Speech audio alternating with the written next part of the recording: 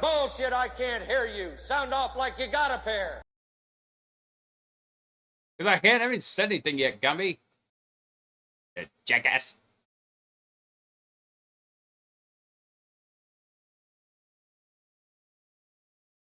Hey, Zach. Happy Dancing Dinosaur Tuesday.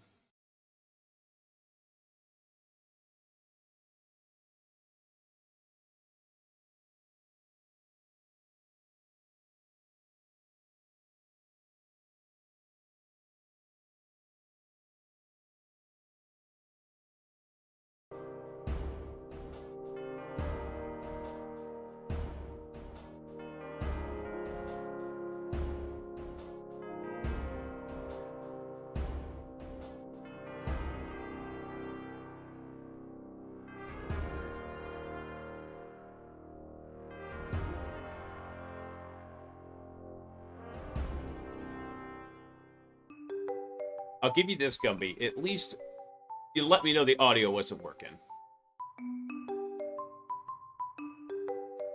I mean, it was. I just forgot to turn on the background music.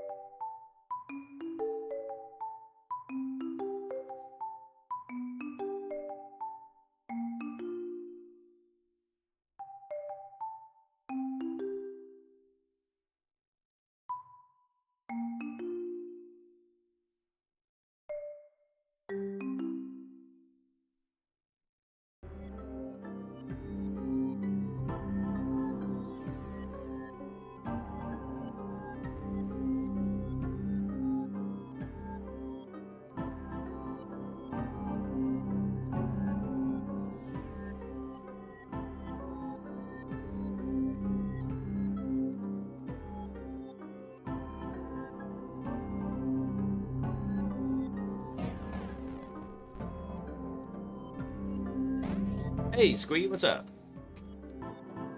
Happy Taco Tuesday.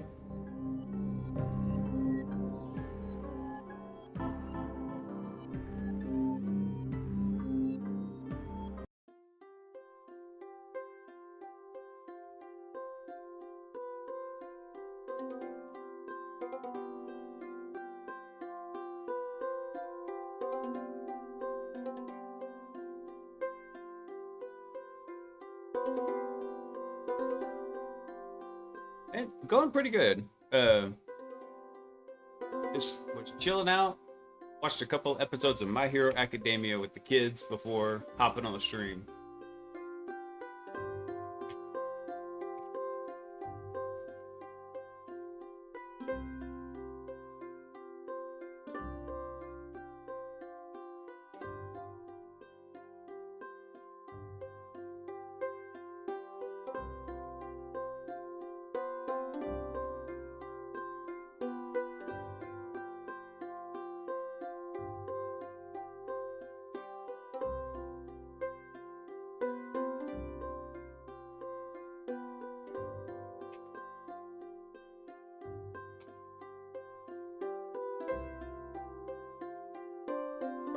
Find it really fun. I know a lot of people give it crap because it's like all, oh shit, what's the term?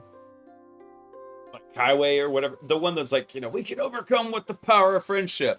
I was like, yeah, that's why I like it. Get to be my age, it's hard to make friends. I drew the days of youth when it's like, oh yeah, I had like 50 friends because I went to school. Now that being said, I would never want to go back to like school again.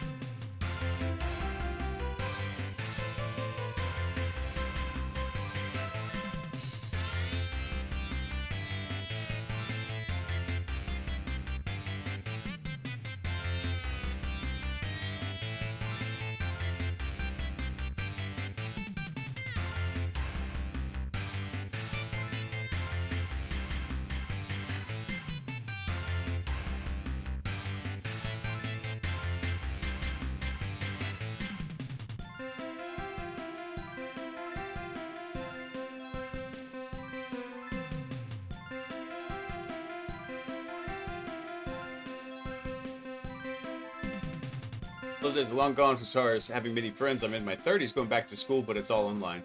Yeah, I know, man. Even when I was in college, because I went back to college and graduated when I was 30, so I was 26, I guess, when I went back. Maybe 25. Let's see, I went back to school in 2009. So that would have been, yeah, it would have been 26. Because I did like 2 years of IT courses and then 4 years of math. So even then, I only had like a very small group of people from the school that I regularly interacted with and were friends with because I worked full time. I had my first IT job while I was doing it. What is this thing? Oh, that's the microphone. That is.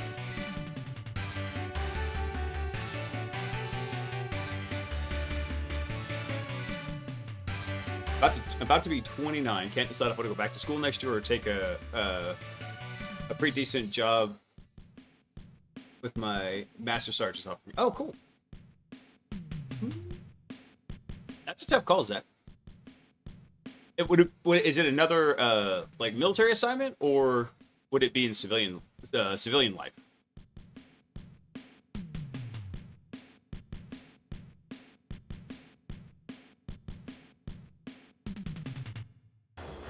Let's see here.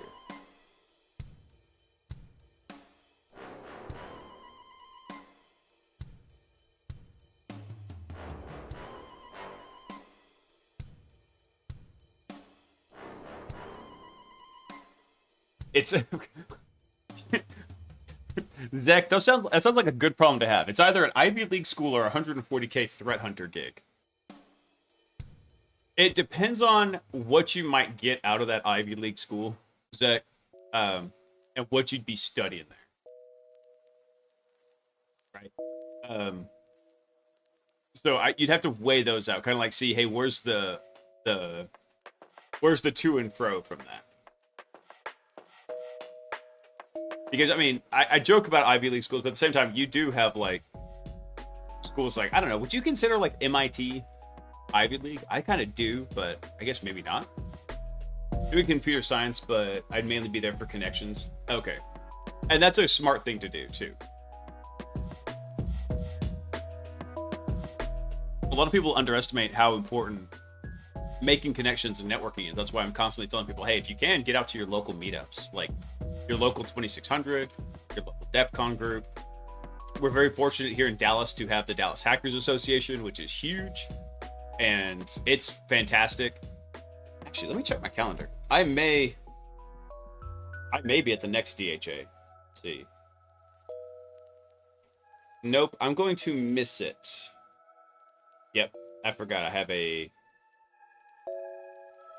got a conflict. Bummer. All right, I gotta find another time to meet up with a buddy of mine.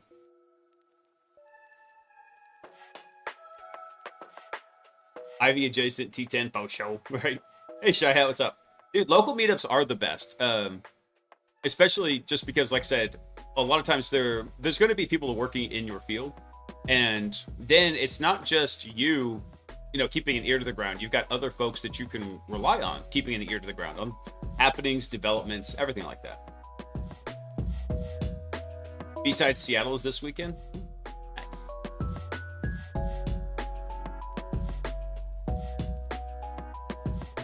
Yeah, Squee, I always recommend going to the local meetups. I think it's a great thing. Let me see something real quick. I'm trying to remember where I left off here. Oh, we were modifying this. That's what. Yes, that's it.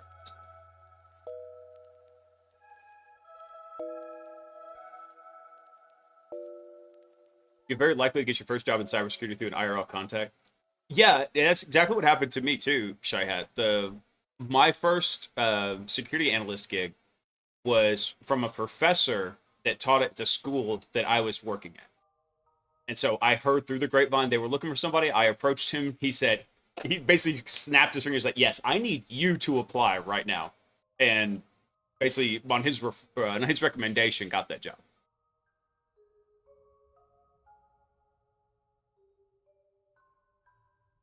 What are we doing today? Not much. Oh, hey, went and saw my back doctor.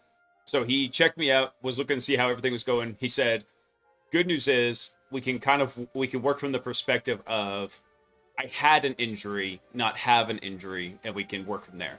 So this was really cool. So he's a doctor of osteopathic medicine, and he works at a place where they do manipulative medicine. So he did a couple of small adjustments when he was examining me. He noticed that, but really it was looking at like my body mechanics, how I'm moving, and he said, "This is so weird." He's like, "Your squat and your deadlift are identical. You don't use your butt at all. You're all quads and hamstrings." I was like, "Oh, I guess my wife was serious when she said I got a flat ass." So so what he did is he's given me an exercise regimen to start re-engaging my glute muscles, to start building them back up so I can use them more. For some reason, I've just adapted to my movements. There's nothing wrong with the muscles. It's just my hams and quads were so strong, I didn't use my glutes at all. I was like, okay, that was not what I was expecting. So I learned something really interesting today. Yes, I'll do some booty gym TikToks soon. Hang on. Hang on. Let me see if I can find something real quick to show y'all that is directly in that vein. Yeah. Hang on one second here. Actually, hold on. I think I threw this up in Discord. Let me see if it's up there.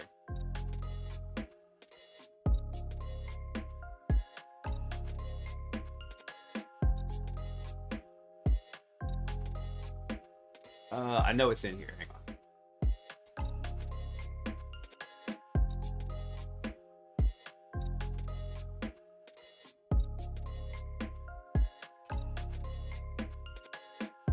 Yeah, here it is.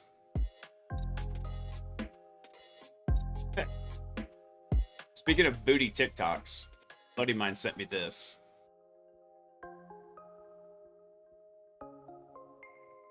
Got them extra thick biscuits. Not gonna lie, those are buddy-worthy biscuits.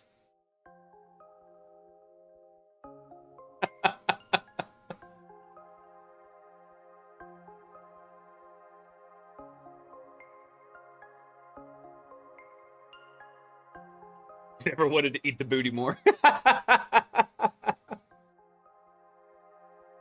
Yeah, so that's what you'll start getting. I'll record those and I'll throw them up on TikTok, and we'll just have we'll call it hacking the booty. Booty hacks.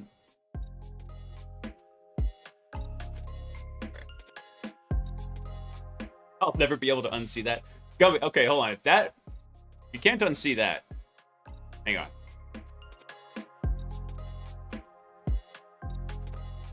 I got something else you won't be able to unsee. 7-Eleven logo.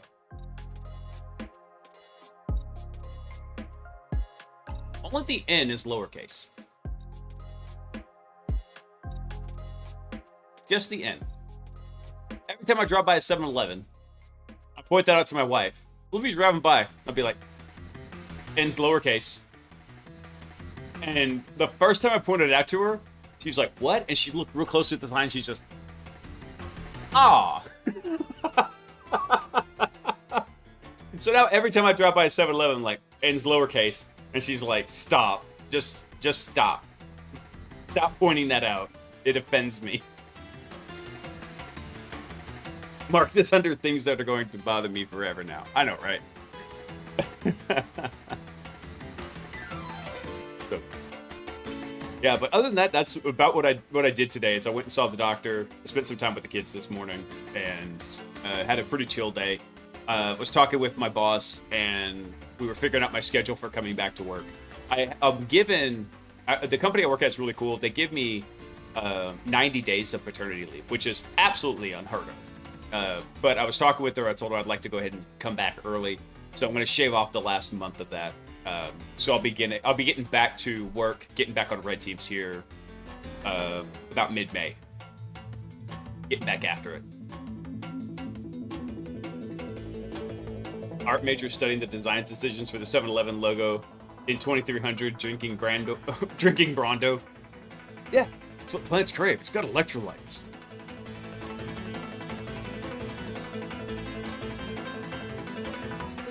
Let me see here.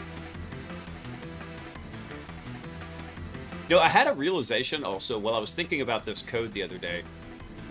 The way we've got it set up is it's designed to like execute a single task at a time. Technically, we could execute multiple tasks at once because the tool calls, I think, would come back as an array.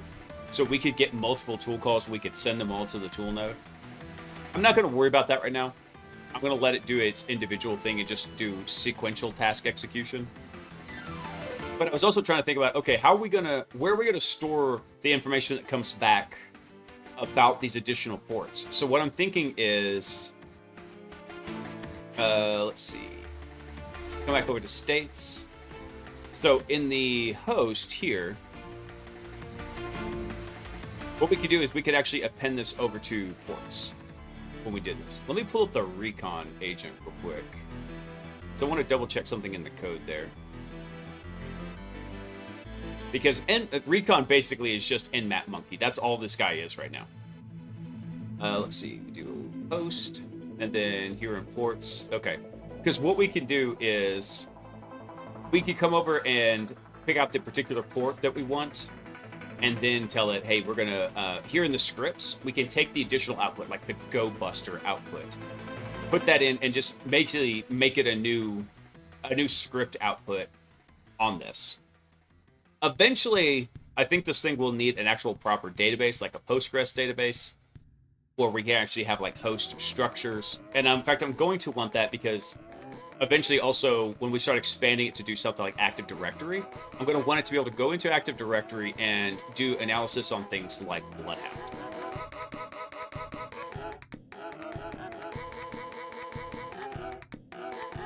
QT is spelled wrong. You mean like Quick Trip? Like QT Quick Trip?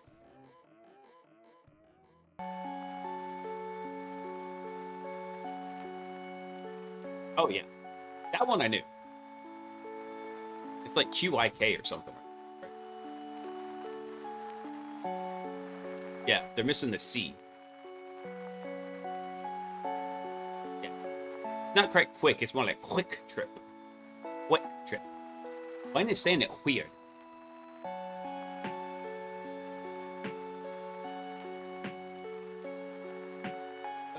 Let's see here. Okay. Let me see what we've got going on here. So right now, enum agent is still kind of in its stub format.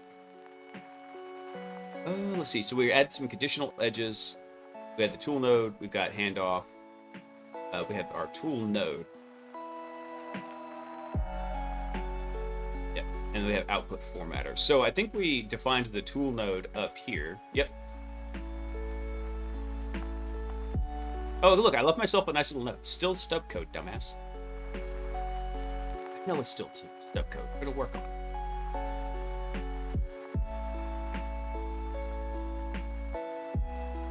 All right, I think we're working on the output formatter here, though. Let's see here. Oh yeah, we were, because over here in output formats, what we're gonna do is we're gonna take this guy right here. So what we'll do is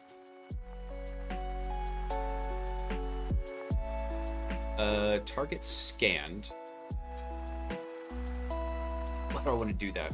What I'm going to need to do is, first thing we're going to do is we're just going to see if we can get it to recognize that there are web ports in there and we want it to run GoBuster. Let me look at something in the Stinger state. Yeah, use GoBuster to find hidden directories.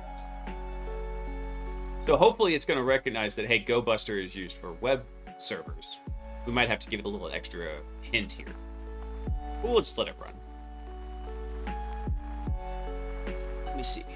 I got to sit up straight, too. I got to stop slouching off to the side. Because this side is the one that's hurt. I keep leaning hard on my left side here to try and take the stress off of it. I got to stop doing that. All right, let's take a look here. So we grab our last message. We check and see if it was a tool call. Or the message type, if it was tool. That's it. So we get the tool output. Let's see. We tell it, hey, figure out which tool output to use. In this case, it probably should use GoBuster. I think what we want to do is we want to maybe make a default. Let's see, default output format. Because if it doesn't match any of these, basically we're going to copy this. Eventually we're going to adjust the GoBuster one. But for now, we want this. And then what we'll do is we're going to put that one in here. Default output. There we go. So we've got specific ones, and then we've got, hey, this is the... what do you call it? Default? Actually, I tell you what, I think it's Shift F6. Yeah. Let's rename that. Instead of default, we're going to call it the...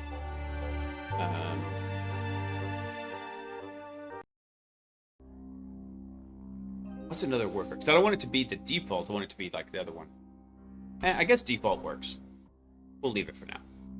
If the naming convention becomes a pain, we'll change it. All right, so let's take a look here. So we select the output format.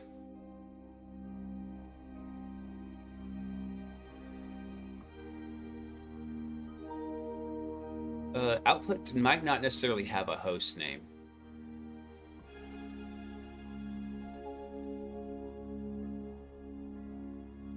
Because I just realized this. As we do this, this is probably going to throw an error. Host name came back fine from nmap because we had that. We could try adding that in, though.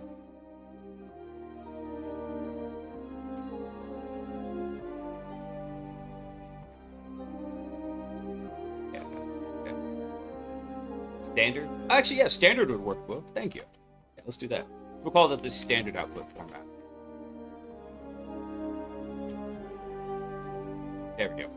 So now what'll happen is, in theory, what should happen is it should pick a more specific output format. If it doesn't know what to choose, then it will just pick this. It should hopefully default to the standard one. And if we wanted to do something like that, we could make it a little bit more explicit, like over here in the prompt. Let's see, what did we say? We said, bring this over. Examine the tool output and select an appropriate output formatting tool. Let's put one more in here. If no formatting tool matches, select the standard output format. Actually, yeah, we could just do that. We're gonna take that out. There you go. I think that would work. Yeah, so we tell it to examine it. Hey, if nothing... perfect. I think that'll work just fine. Ooh. So we'll just try to give it a little bit additional instruction here. One thought that has occurred to me as we're going through and we're building this is that it might be that this code is a little bit too restrictive and we should make it more freeform. The thing I'm trying not to do, though, is have an exploding context window. And the reason for that is because, for some reason, these language models, they tend to overweight the beginning and end of the context window, right? So, for example, let's say we send a request to the language model, right? So we have a couple things. We have our system prompt, and then we've got our user prompt in here. So the system prompt should be like, hey, here's instructions on what to do with the user prompt. And then as part of the user prompt, you have like additional context that comes in here. So the whole thing really is like, I'll put quotes around this, because this whole thing really is like the context window. Context. Yeah, there we go. That's how this whole sucker is really created. But as this context window kind of grows downward and you start appending more and more stuff onto it, what happens is it's going to prioritize the stuff at the beginning and the end. There's some kind of weird anomaly that happens with a lot of language models where everything kind of here in the middle starts getting weighted less. Like, for example, let's say we say this is the importance of it. What happens is the curve for that, and this is going this way, it looks like this. It kind of bends down this way. And that's actually not really good. It's more like this here. So the stuff here at this edge is really important. And everything in the middle here kind of loses importance to it. There was a really cool research paper about this. So what I'm trying to do is keep the context window to not the bare minimum, but I don't want it to be bloated. Because as it gets bloated, key information that could be here in the middle could be lost. Now, there's ways we can kind of address this. So like these different chunks, what we could do is we can rearrange them. Like we can move this one up here. We can move this one down here. We can move it here. We could rearrange these so they get out of the middle, and we could make multiple language model calls and basically form a consensus with it. I don't want to have to do that. I'd like to be able to just say, hey, here's the actual context of everything that you need. Go do it.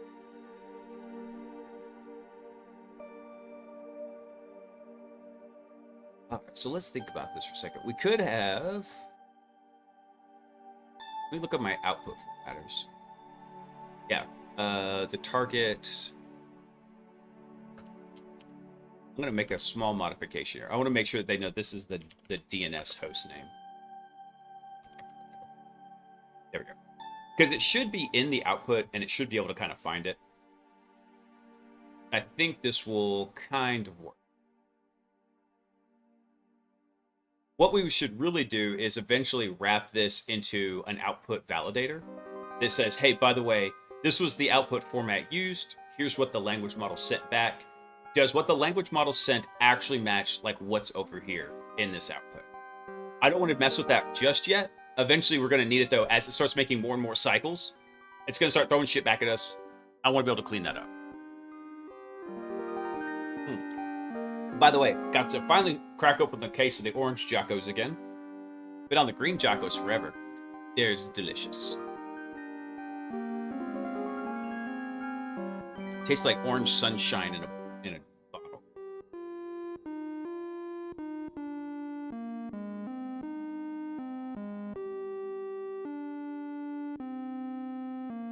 I think I want to do maybe one more thing in here. Let me go over to states.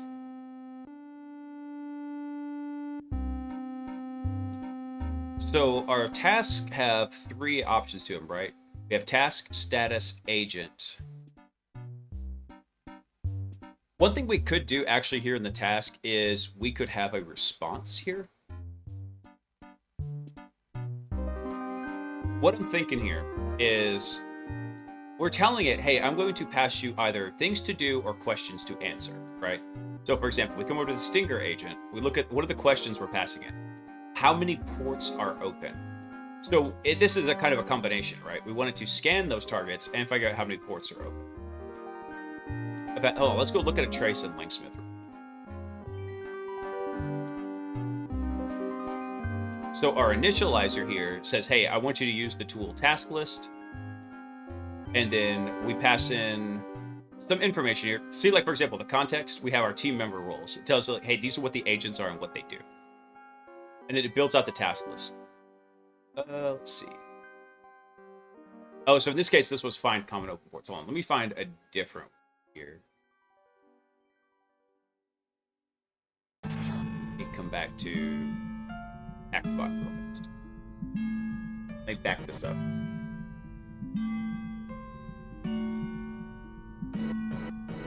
Let me see if this one has it. Ah, here we go. All right, so we send it. We have a simulated human message here that says, "Hey, scan the target, find out how many ports are open." So when we do this, initializer actually splits this up a little bit. And did we give it a context in here? We should have had.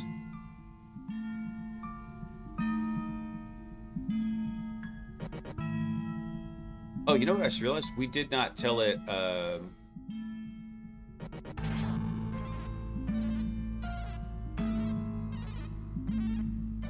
Oh, that's right. This one didn't actually have a target to scan. I forgot about that. Maybe this one did. Ah, here we go. So we had an input context. The target machine is 1010.127.77. And it did actually perform the nmap scan. So let me look at something real quick. We come over here to initializer. So we had context here. We had a human message. Let's see. So then we had a couple of task outputs come back. Yep, scan the target. How many ports are open? That went to recon. What's running on 22? So I think what we want to do here is we want to have something like a field in here. It's not just the task, the status, and the agent, but we want to have a placeholder in the beginning. It would be blank that says, hey, here's the result of this task. So how many ports are open? So what gets assigned to that task? Okay, here's the nmap scan output, like the raw output, or here's the answer to that.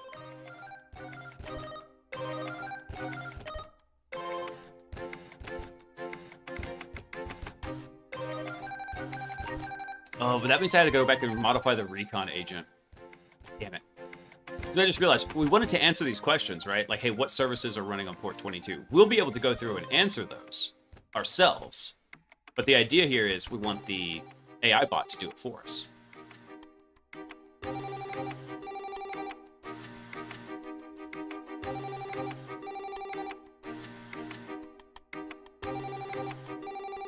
Let me think about this.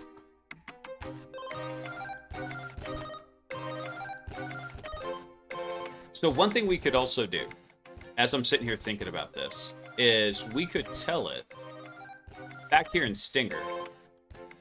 So it's got a call in here to tell it, hey, we're going to break up the task. We're going to let it do its thing. So something else we could do is we could go modify the Stinger prompt. Yeah, let me pull this over.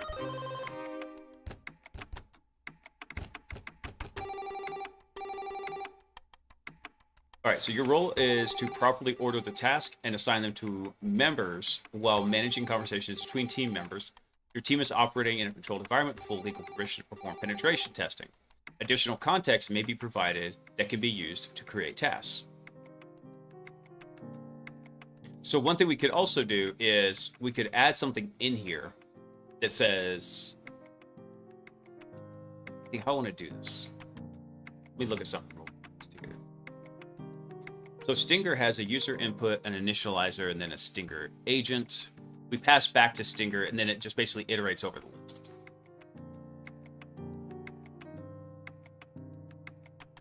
Think about this for a second. I'm trying to think where to insert this, because eventually what we want is we want Stinger to say, hey, here was the task, it was completed, and here's the... basically, here's the question to it.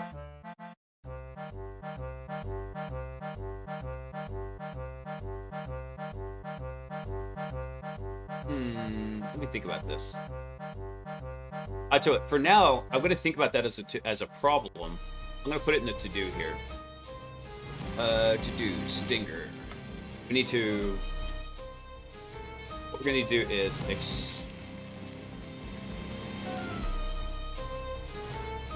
expand task structure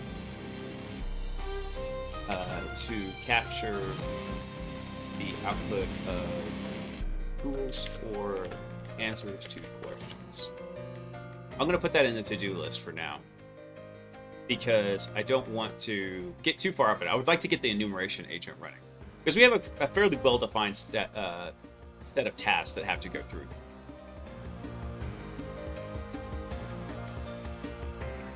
All right, let's go back over to the enumeration agent. So what we're going to do is we make an LLM call. We do an output formatter, which should use the GoBuster output format, which is really just standard output. Let's see.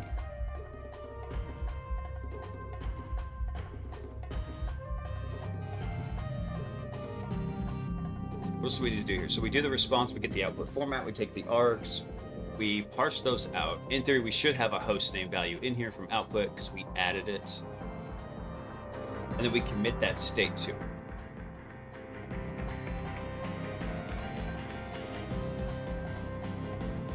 And then the output formatter is going to come back. Let me think about this.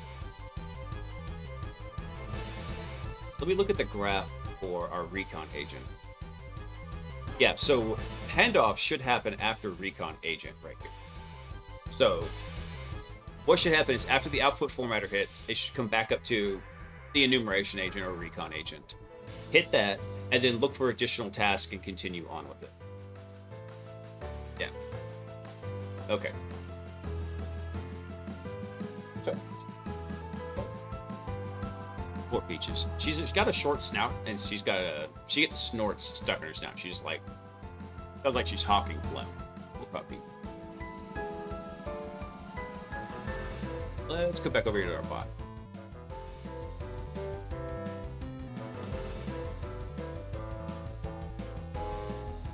All right, so output formatter, I think that should be good.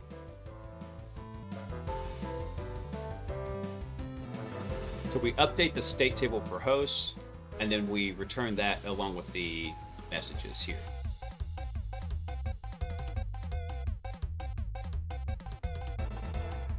Really, we could change this to just response for now, but if I need to add this, that's what I'm... All right, let's see. Handoff should be good. We shouldn't need to mess with the handoff any. All right, let's go ahead and uncomment this code.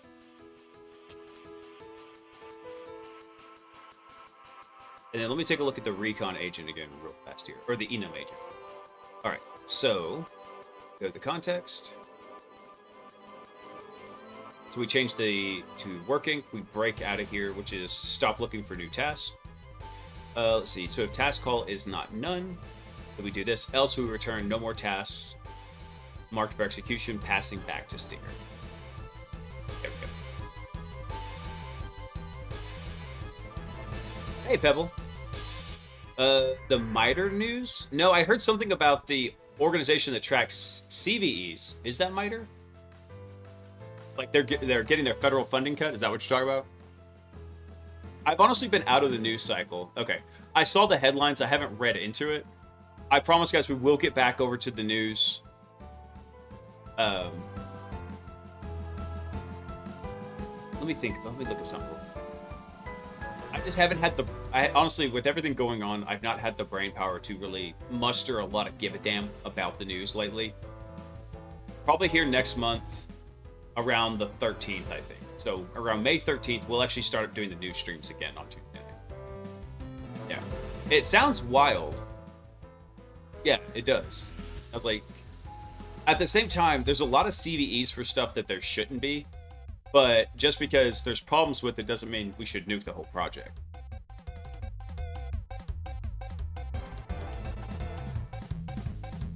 As my grandfather used to say, you don't have to throw the baby out with the bathwater.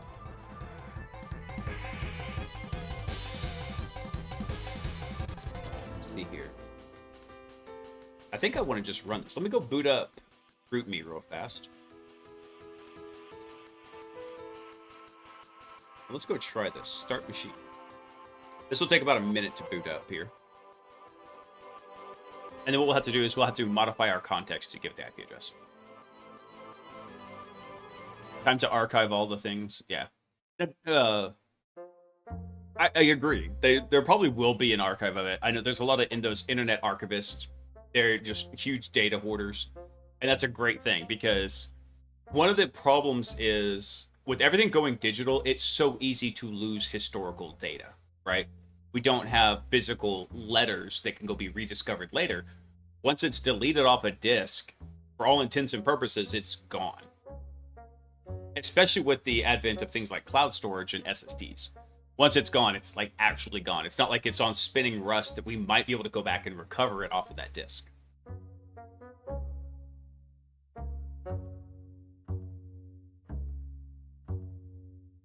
At the same time, the CVE system has become just very incredibly bloated. I used to track it fairly carefully. Like, hey, okay, cool. Hey, here are the new CVEs that came out this month. And then the list just got so huge, I couldn't keep track of it.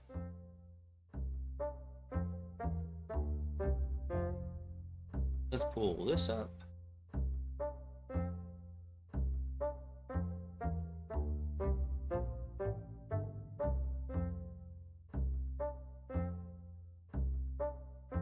plug in the new IP address. There we go. So I kind of want to run this here.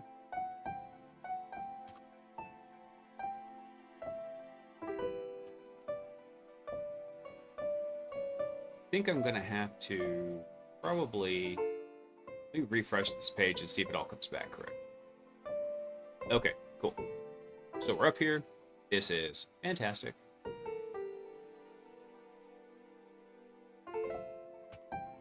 We drop this in. Okay. What version of Apache is running? What service is running on port 22? Use GoBuster to find hidden directory.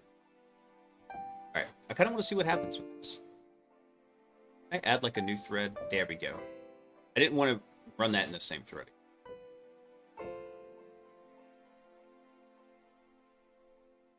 Let's run this. Run the recon agent.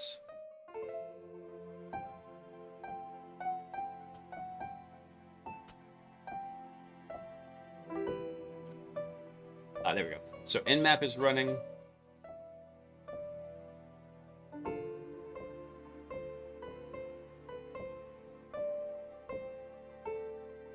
You gonna show me what's going on here? I want to see what's going on in the recon state.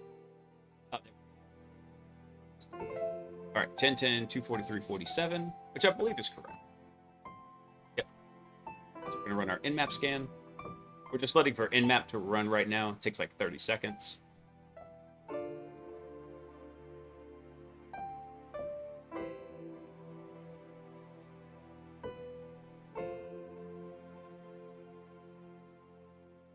At least in theory, it's running. Let's see. Wait, I don't know if we've actually run it against the root meat box, so it might take it a second to actually do.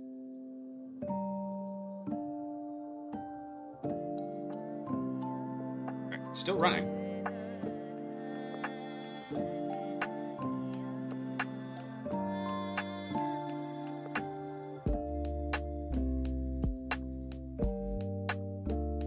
Oh, you know why it's failing? Because I'm a dumbass. I didn't turn on the VPN.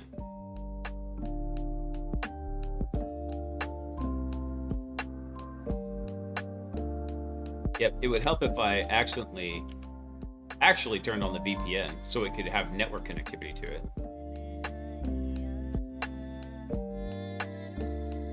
Oh, come on. There we go.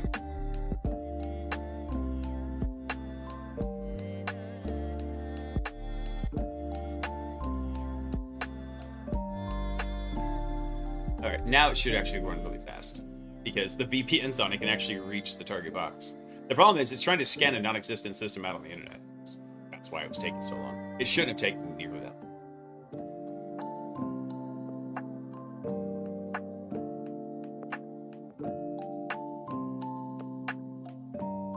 Alright, we're gonna hit the output formatter.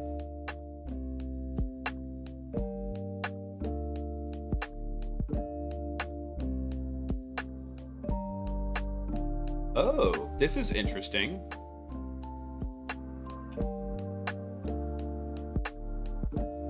Oh no, this is gonna break so hard, I think. We're gonna find out. I think we might get a Python execution error because I was not expecting this. It's a problem we're gonna have to handle, but notice the recon agent is now running service enumeration, which is not unheard of. In reality, what I'd like to have happened is that recon was just the first step, and then enumeration was running the other step. Like, service enumeration probably should have been run from the enumeration agent, right? But you know what? I'm going to let it cook. Let's see what it does here. So, Nmap's running right now on the tool node.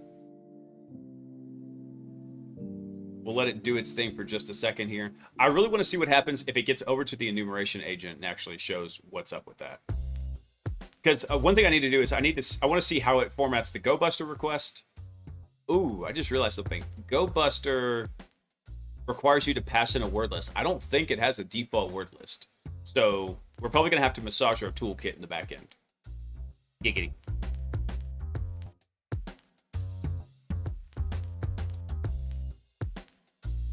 Let's give this a second here. Let me see if... Let's hop back over to the server. All right. So yeah, it's still running Nmap right here. That's fine. It's checking just to see what's up with port 22. So it's doing a version and a script scan. Which that can, depending on how quick the server is, how slow it is to respond, it can take it a minute.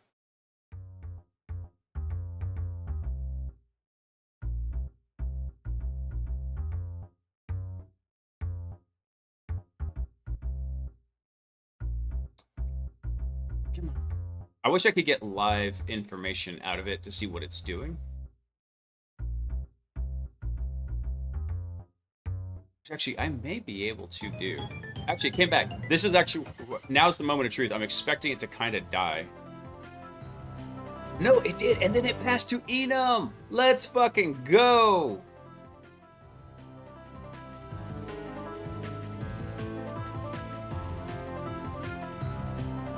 Awesome.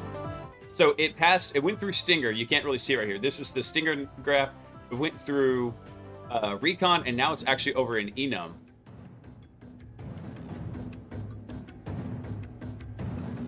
Hey, I'm glad we added this. No, it failed. No.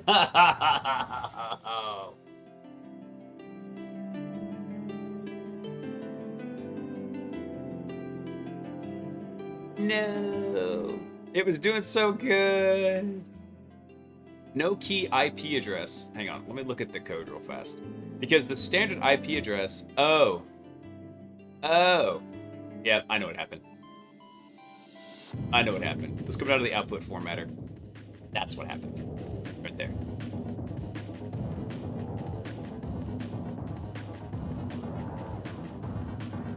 Okay, not a horrible thing.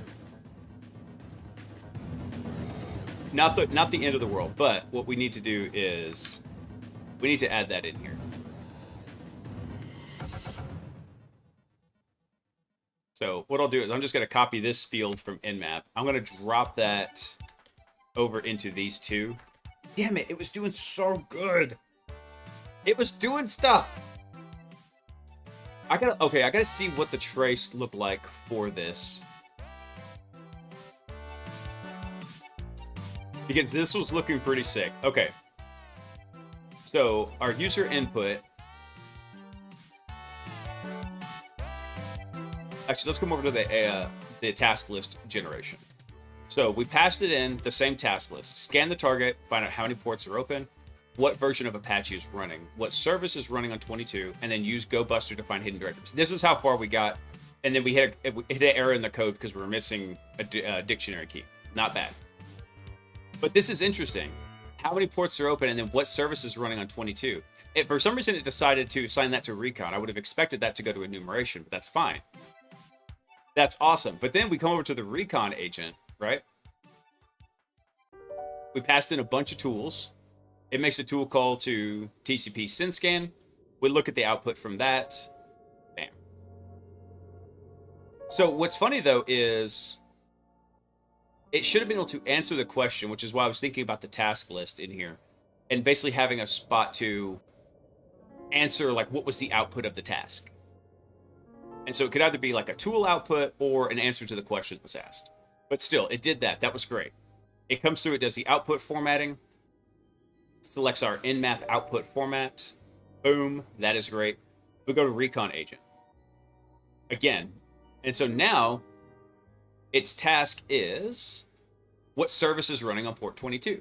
Awesome. So then it does an Nmap service enumeration. Boom. And the output from that... Oh, stop.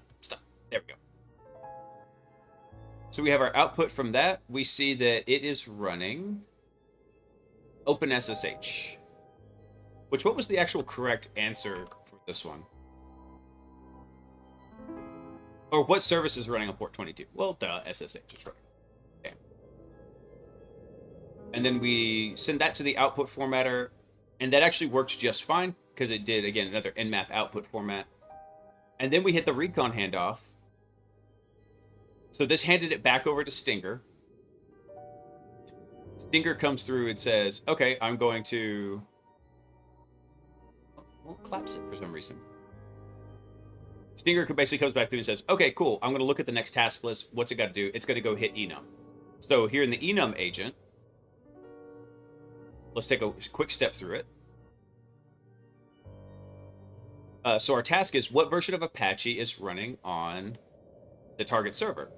So what does it run? It runs HTTPX tech detect. And so what was our output from this? So we did our input. We get Hackett home scheme HTTP web server Apache 2429 Ubuntu, which should be correct. What version of Apache is running? So the answer would be 2429. Nice. So it did get that. It's just after we did the output format, that's when it failed. I was like, no, damn it. Oh, that was cool though to see it run. It went way further than I thought. It's just what happened here in the code is this was set up for IP address for the host value. And we did not have an IP address in the standard output when it came back. So close. That was great. I'll tell you what, guys. I need to take a break because I do need to go to the bathroom. I've had a ton of water, and I usually don't have to take a bathroom break this early in the stream, but it's just been one of those days. So I'm gonna run to the bathroom real quick, and then what we'll do is I think we're gonna expand the task list state here, and we're gonna have an option for an answer in here. And then once it does the output format, I think we're going to take the output format for that task, and we're just gonna drop it in there for now. We'll go back and we'll massage it, and we'll play with it in just a little bit, but I'm going to run to the bathroom, and then we'll do this. I'm going to run a 3-minute ad break, by the way, so grab a drink. If you don't have one, get some coffee, get some Jocko, get some water. Water's good for you. You need some high-quality H2O. And then we'll hit this again real quick. I'll be right back.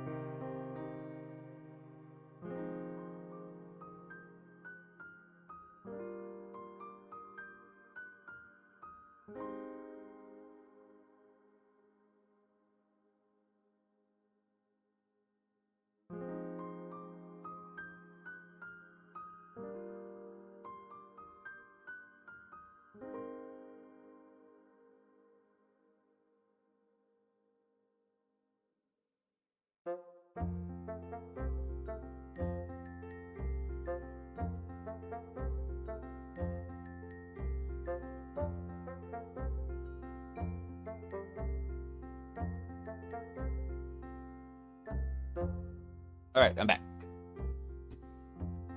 And with time to spare. All right.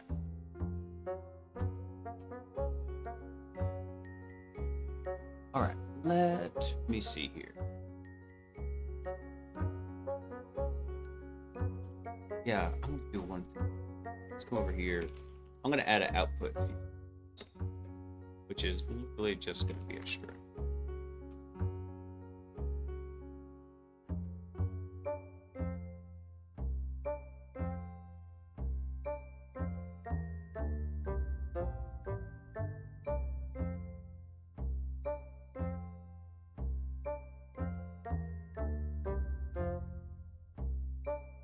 Let's see how I want to. Actually, I gotta check one thing before I do this, because here in our call, when we build our task list, let's see.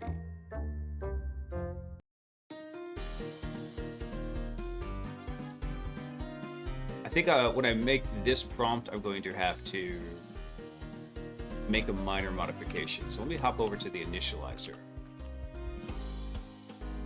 Click. So if we come over to Stinger, come up to the initializer node. Here we go. Which prompt were you using? We're using the Stinger prompt. Okay.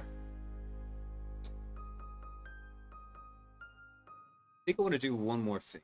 We come over to prompts. Where's our Stinger?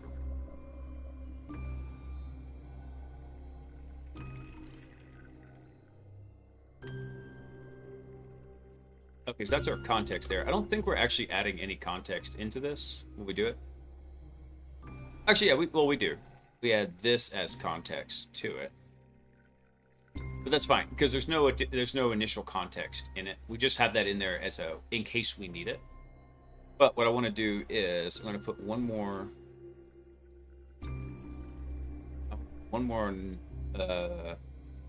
thing in this.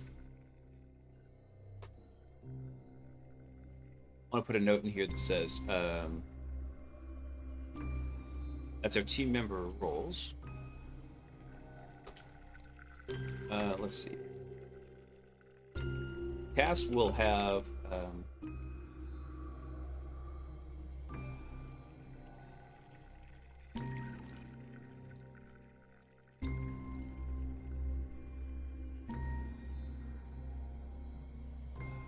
actually, you know what I want to do? I take that back.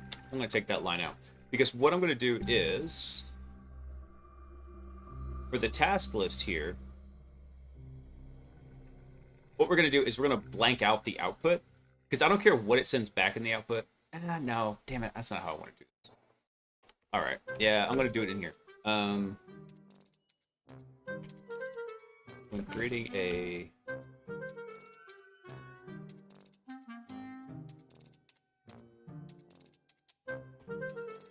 actually, yeah, I do want to do this in initializer, because I want this to run exactly once.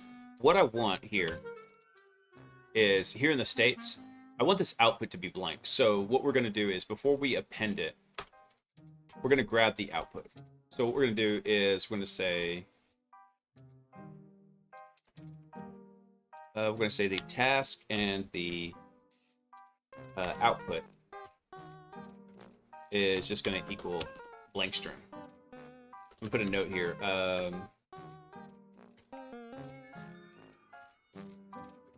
Blank the output for initial creation. Just in case we need it. It actually might be smart enough to realize that, hey, we don't need the output.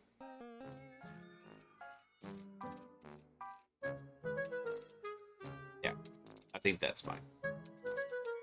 Because what I want is, now after we do this, I'm going to go back over to Recon Agent. When we come down to the output formatter,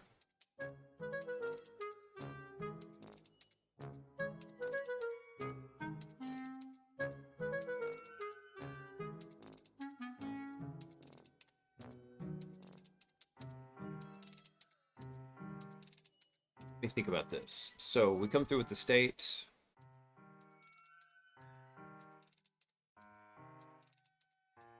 I'm trying to think about how the data is all being handled as it passes between the different structures.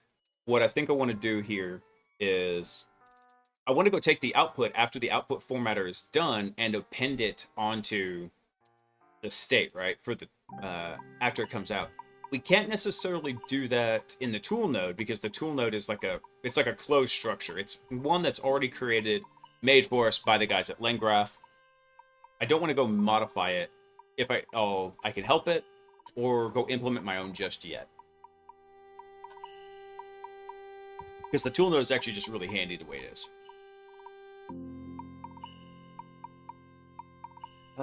Let me see something. Let me look at something real quick. So our task call is here. That's our task. We set that one to working.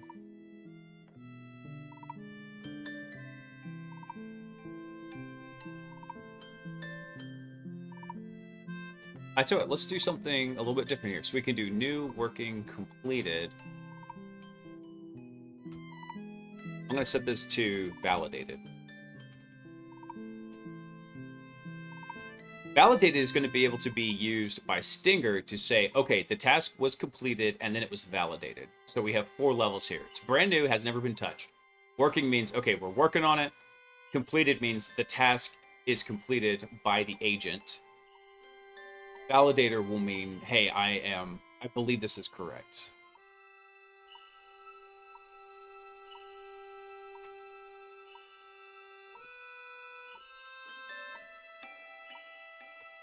Actually, I think I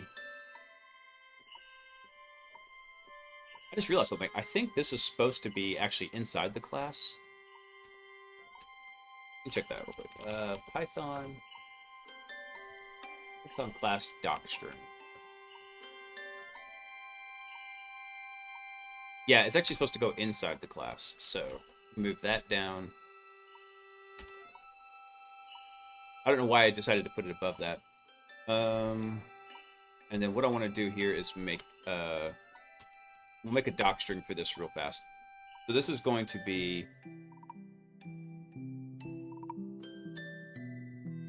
the single task entity for agents, I can't spell process, and then what we'll do is say. Let's see.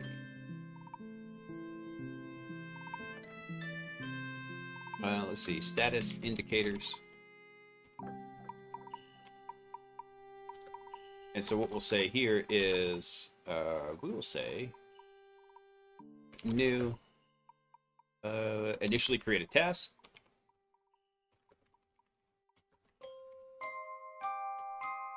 And then we'll say, working, currently being executed by the agent. We'll make another note here that says completed.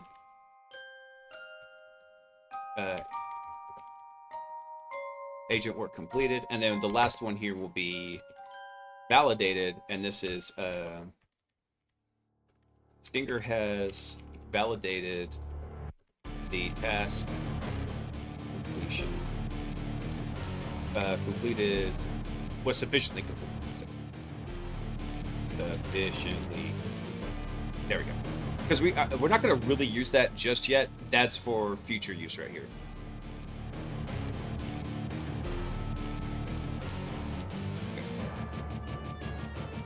Okay.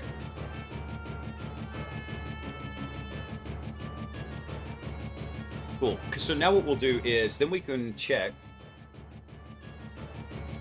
We can come through and we can check and say, okay, which task list was actually currently being worked on?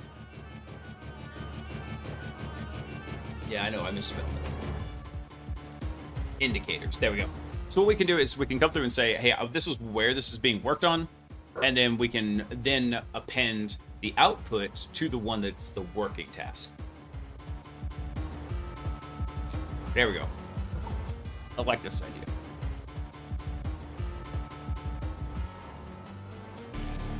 So we mark it as working, then we pass it down the chain. We're doing tasks individually, kind of sequentially.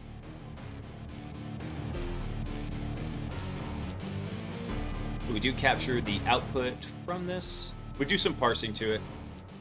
So what we need to do is find out which task is currently working.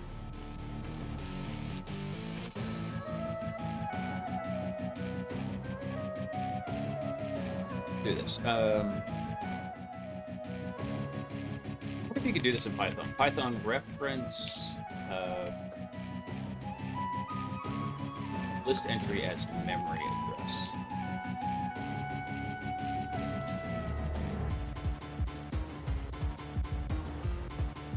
Okay, so Python's ID function retrieves the memory address of an object. So when applied to a list of elements, it returns the address where the element stored. Since lists in Python are Python store references to objects, not the objects themselves. The ID function reveals the memory address of the reference object. Okay.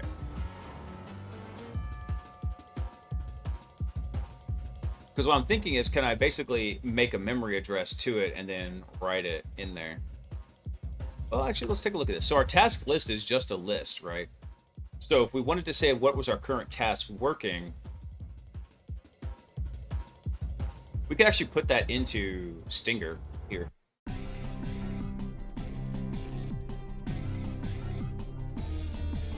Because it's going to be our task list, right? Our list of tasks. Our task is a type dictionary. So we could actually just index it here. So let's do, let's just add that. Current task is going to be an integer. Yeah, there we go. And this integer is going to, let me make a note here. This points to the list index for task.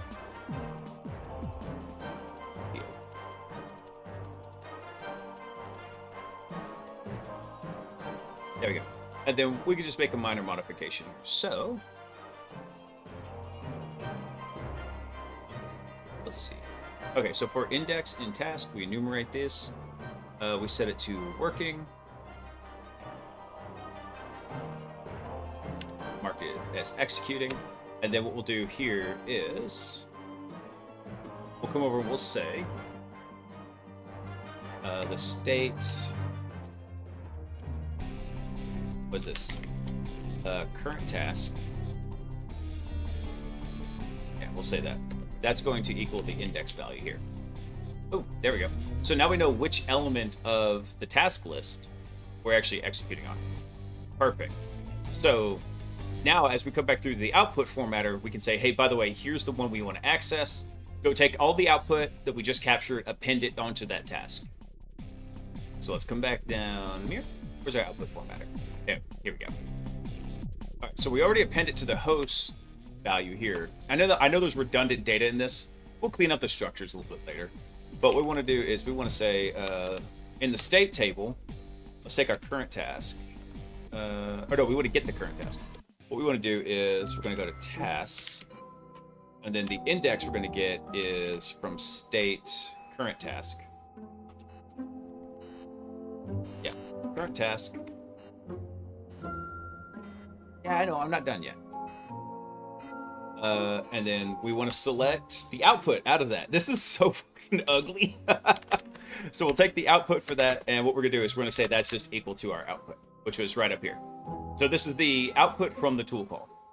So we're taking that, we're bringing it all, we do some formatting to it, we make a nice host entry to it, but we're going to take the raw output from the tool, we're going to append it onto that task. There we go. That, I think, will work. So we commit those to the state table, and then we return them. So we return host. Actually, I need to also return. I just realized something. In here, let me shrink this down. This over. Where we just set the current task, I just realized. Oh, okay. We do actually return the task call with our content. Yeah, because this is going to be in the tasks list, so perfect. We'll take that. So let me walk you through this again. What we're doing is we're taking a copy of the tasks out of the state table, we're walking through it, and then we're reappending a new copy of it. So we're just modifying that one task in here, and then we're making a copy of the current task. Oh, you know what? Actually, I take it back. This is not correct. Let's see.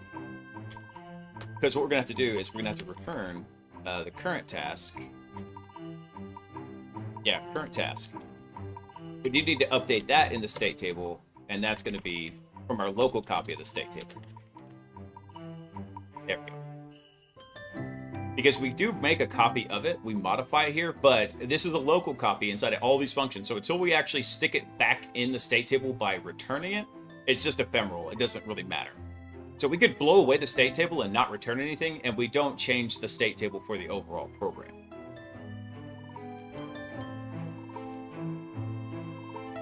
All right, so that would mean after that's done, then output formatter will have access to the state table.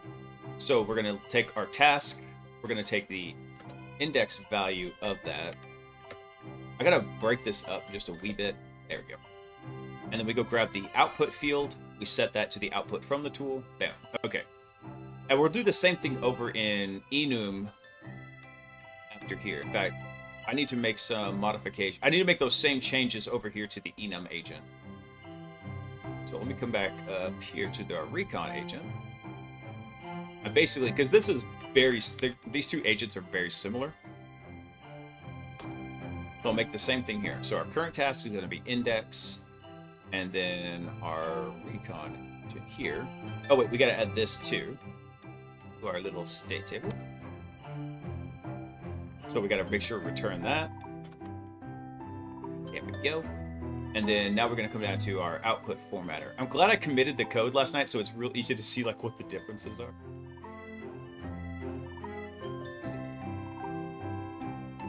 Did I do that in output formatter? I did not. So I need to bring over this line of code as well. So we'll set that. And then the last thing we also need to do is return host messages. I believe that's it. Wait, hold on.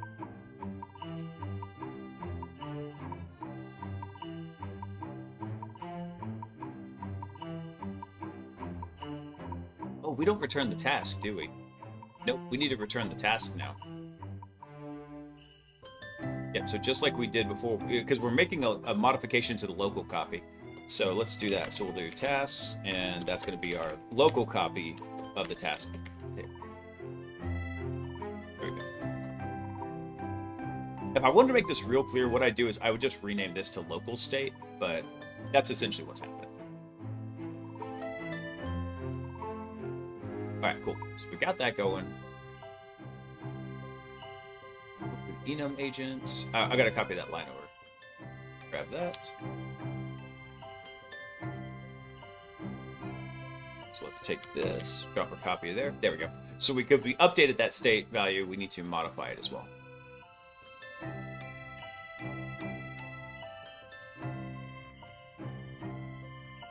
Oh, except you know what I just realized? This is supposed to be a string,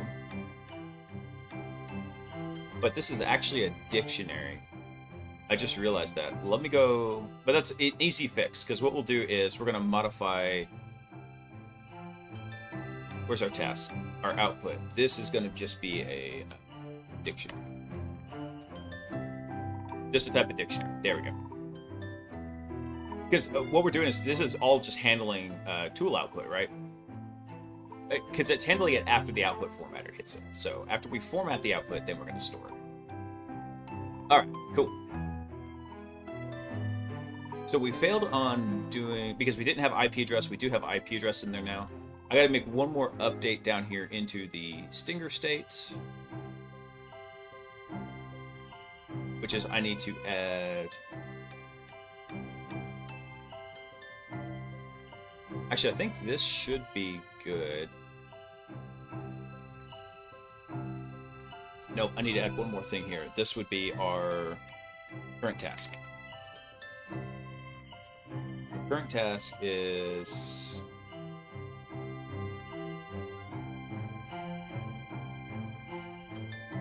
it's supposed to be an integer.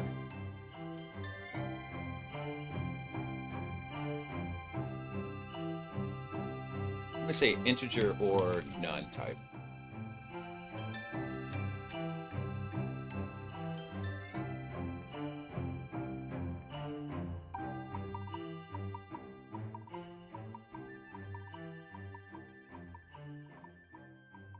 Wait, what does it say?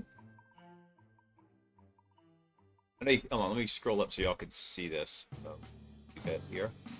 Oh, my big ass fat head's in the back. But what it's saying is the sole value of the type none type. None is frequently used to represent the absence of a value, as when default arguments are not passed to a function. Assignments to none are illegal and raise syntax errors.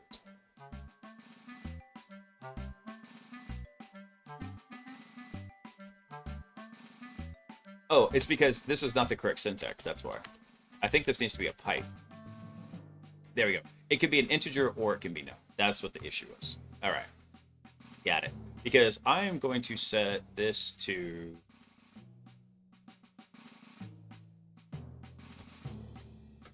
a none type? Which works, but actually I don't know how to set that to... I don't know how to do that actually down here.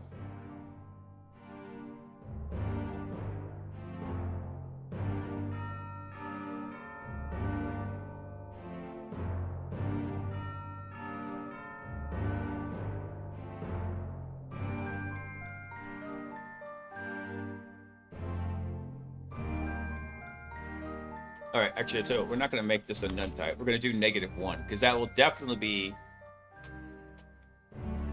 outside of it. Well, though, except we do negative indexing. Oh, screw it. Leave that there for now. All right, where's our context? This is our context. We're going to do one more here. This will be a current task, and that's going to be a -1 right there. That's our testing data right here.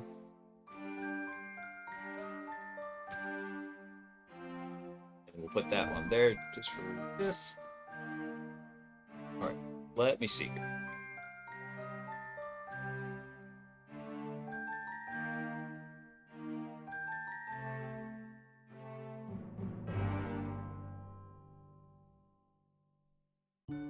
Anything else I need to throw into this? I don't think so.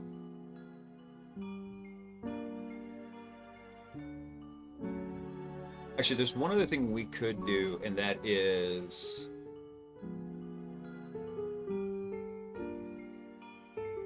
we could actually just initialize that to 0. Because when we come down to the initializer node, it's going to do the ordered list here. Yeah. I think let's do that. And then here's where actually we'll initialize it to 0. So we'll do current task, and then this is going to be hard-coded to 0. Because once we order the list, it should go to the first one in the list here.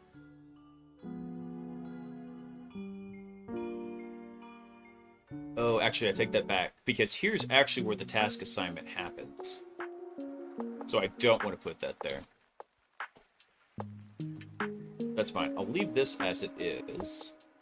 What we'll do is we'll do index and task here. So we'll set our go-to. We'll set that in our state table here. So this will be our current task. It's going to be equal to our index. Yeah, and then when we return this, we're going to add our agent message, but then also we're going to add our current task is going to be a copy of our state task. That'll be our updated copy of the current task. Yep. Perfect.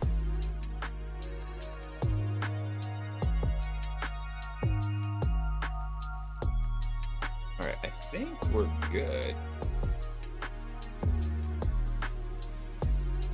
All right, I kind of want to run this again. So let's go grab a copy of all of this.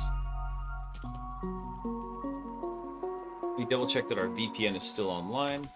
Yep, so we're still on. Excellent. Let's try running it again.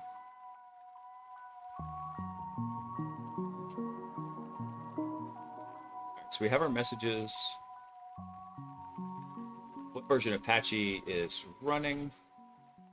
And so now what should happen is we should have output data start getting appended onto this. Let's see. Line 11. Oh, I'm missing a comma in there. There we go.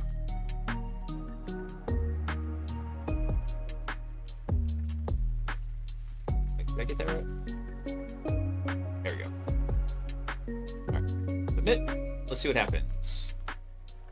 All right. Get initializer. Making our first LLM call. Get our task list. No!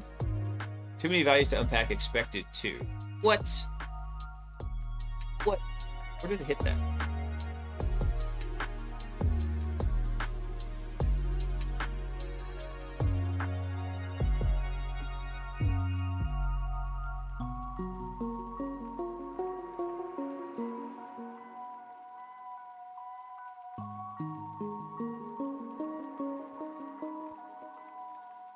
Wait, that should work just fine. This task is a list. Too many values to unpack. Expected to. All right, let me go take a look at the code real quick. That was in our Stinger agent.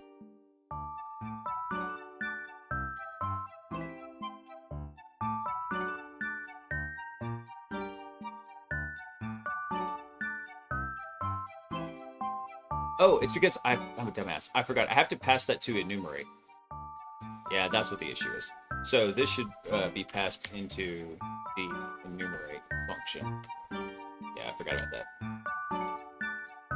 There we go. I wonder if I can I hit continue? No, it didn't let me. Yes, it did. Okay. Let's try this again. Let's do a new throw. Submit. Hey, GoPro, what's up, dude? Happy Taco Tuesday. All right. Cool, we're hitting the recon agent. We're seeing stuff happening. Hitting the lay tool node. Dude, GoPro, this thing's building up pretty well. I've been all right, man. Yesterday was a hard day. Today was a little bit of a hard day. But, you know, life keeps trucking on. Yesterday was Elijah's funeral, so that was a really hard day. Oh, thanks, man. I appreciate that. Now, I was talking with my boss actually today about going back to work. I'm going to cut my paternity leave short. Usually, I actually get 3 months of paternity leave. I'm just going to do 2 months.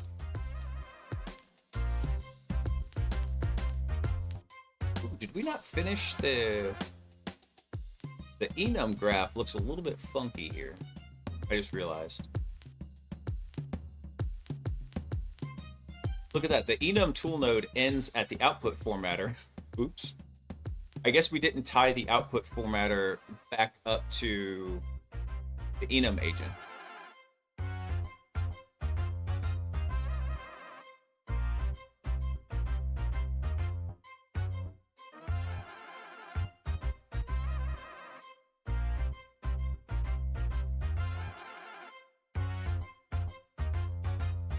Yeah, yesterday was a good day. I mean, just in the fact that all happened and went through.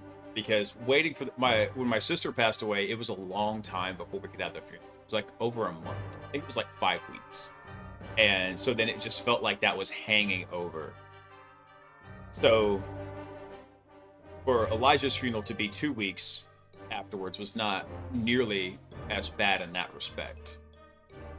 And man, poor Agent Zero, that poor kid. He's had to deal with a lot of death for a 6-year-old. We lost our dog. Lost my sister, who was pretty much like one of his grandmothers. They were very, very close. A close family friend of ours, his dad passed away. And he was a good friend from church as well. So he had to deal with that. And now he's having to deal with now Elijah. Poor babe. He asked me right before the funeral, he's like, Daddy, how come all the deaths keep happening to us? Like, oh. Oh, that hurt. That hurt to hear. So I had to explain it to him. I was like, I know it feels that way, bud, but that's not how it works. Hey, Rep, what's up, man? Dude, the AI, this hack the bot tool is actually progressing pretty well. Let me check something real quick. Is our in-map still running? Yeah. So the task creation, the task processing seems to be working.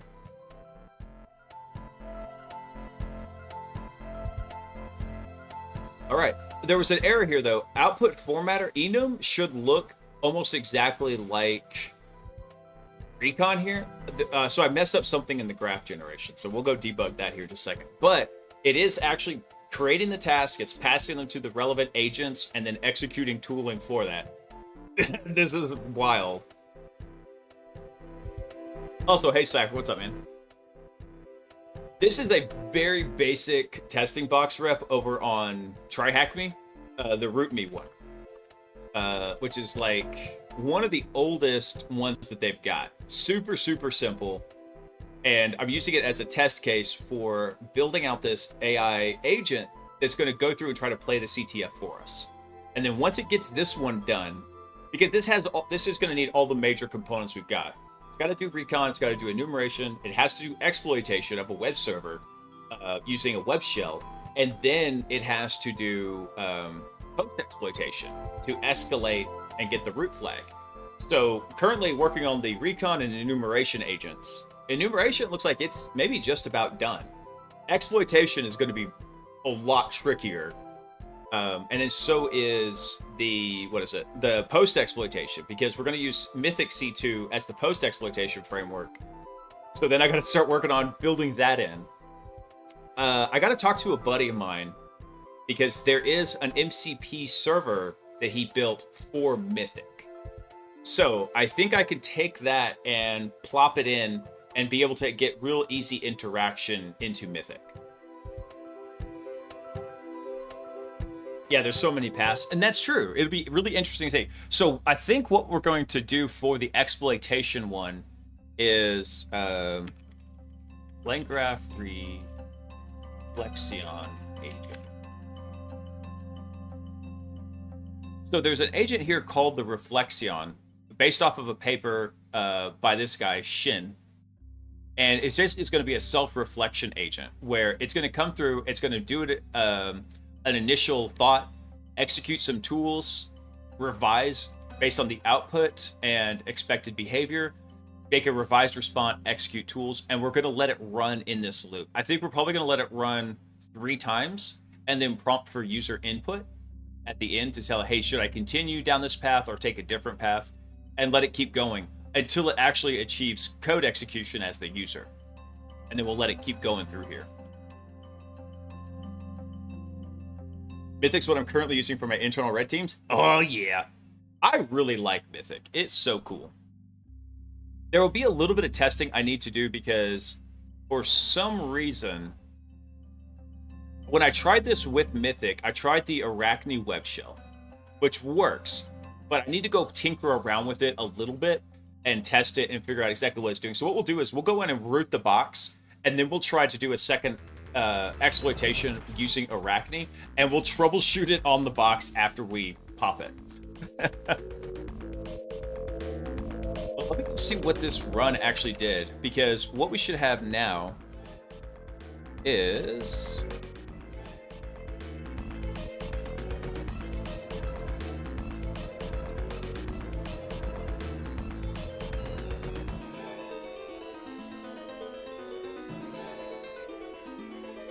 I mean, we do get the answers from this, right? So we got the output from the task here, which was nmap. And then we got, let's see. So this was our task list, right? Scan the target, identify open ports, which we come drill into this. Look at our ports, we see 22 and 80 are open. If we validate that against what we expected, there's 2 open ports open. Cool.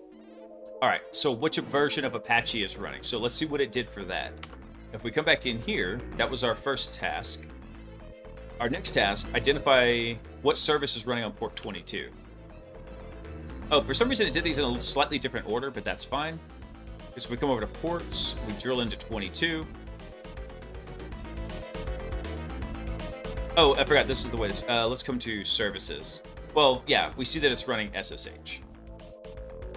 So, that's fine. We got that.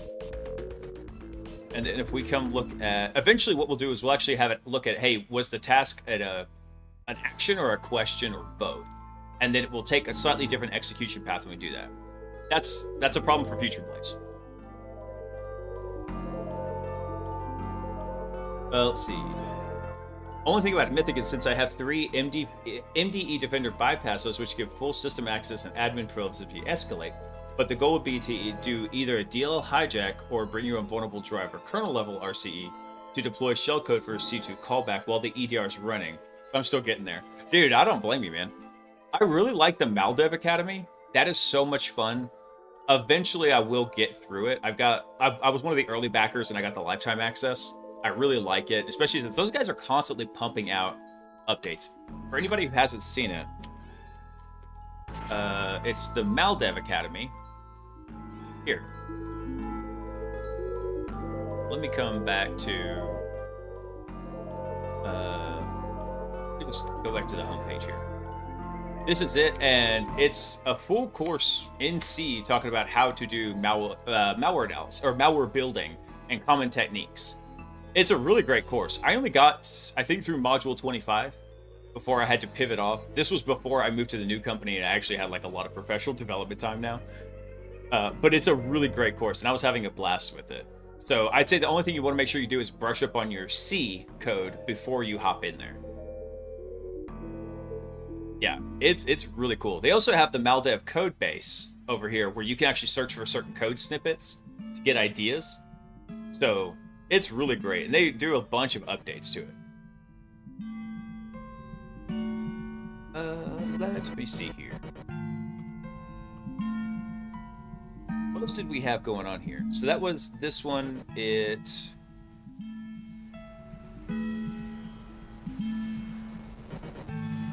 Oh, so we got the task here. So the task was...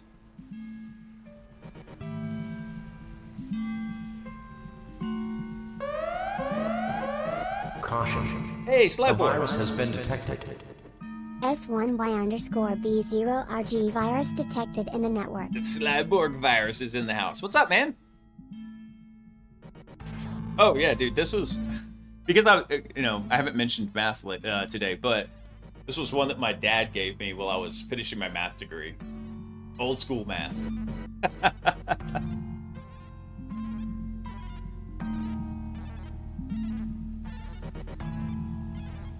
Yeah, it's a lot of fun. Let me see here. So for some reason...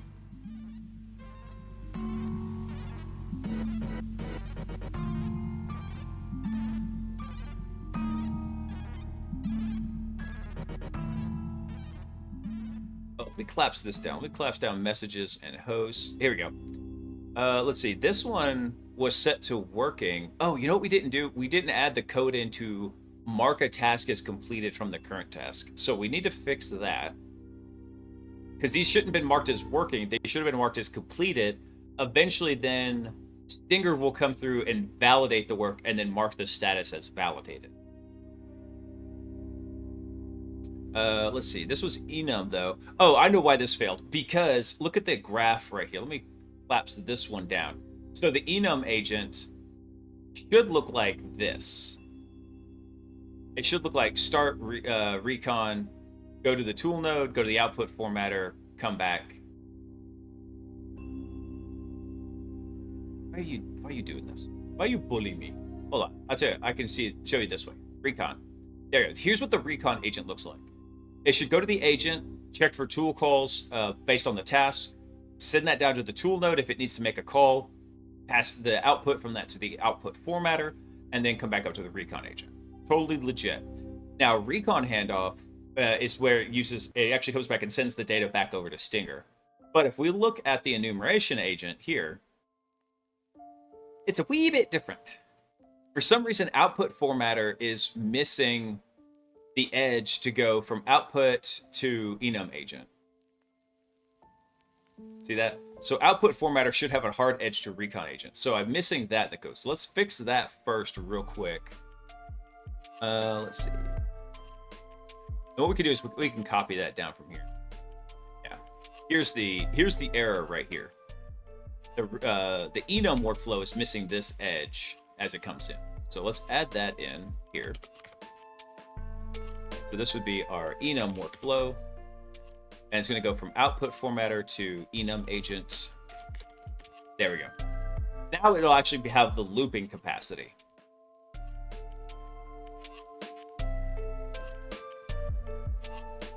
In every relationship, there's one person who loads the dishwasher like a Scandinavian architect and one who loads it like a raccoon on meth. I'm the raccoon on meth. My wife is 100% the Scandinavian architect. That woman would put a Tetris master to shame. I swear, if the kids managed to bring home a dirty elephant, she would do everything she could to cram that thing into the dishwasher.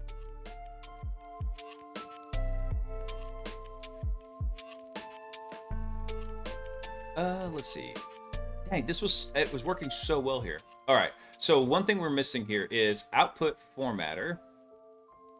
Once we hit the output formatter here, what we should do is... So we're setting the output here, but then what we need to do is we need to not just set the output for the task, we need to check the status. So the status value here should be set to completed. There we go. So I need to make this same change over in the enum agent. Let me come over to the output formatter here. So we mark the task as completed. Oh, and then we update the state table. Weeks. Okay. So now if I save this, I come back over into here. If I come back to the enum agent, it should have hot patched it in. Now we're looking right. Watch. So if I go to recon, bam, same thing. If I come back over to enum, oh, that's not right. That should not be enum handoff. Oh no, that should be enum handoff. Never mind. This is the enum agent. Yes. So, awesome. Now it should be able to loop through and actually do the rest of them. Because I really want to see this task right here. I know you can't see it because my big ass head's in the way. But the final task was use GoBuster to find hidden directories in the web server. In fact, hang on. Let's go look at something real quick. Let's come down here. Is GoBuster in here? Yeah, it is. So let's pull up the GoBuster one. So we need a target, we need a word list. Word list to use for the brute force scan. So we need to supply it with a word list. However, so that's in data word list. But for this, which would be in RoboPage's data. All right, so let me go look in. Let me CD to RoboPage's data into word lists.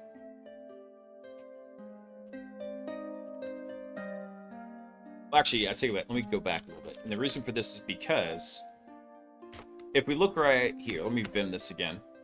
So here's the volumes. When we spin up the Docker container for GoBuster, it's going to go to RoboPage's data right here, right?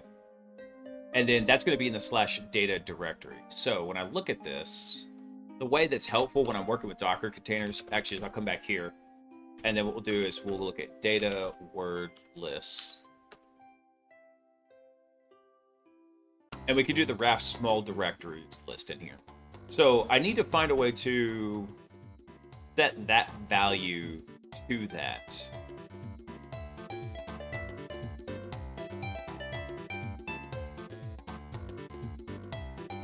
Laughing. Hey, man, I hadn't seen you in a bit. How you been, brother?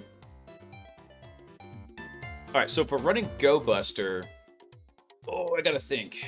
So one thing we could do for GoBuster is we could hard code. We could hard code that value.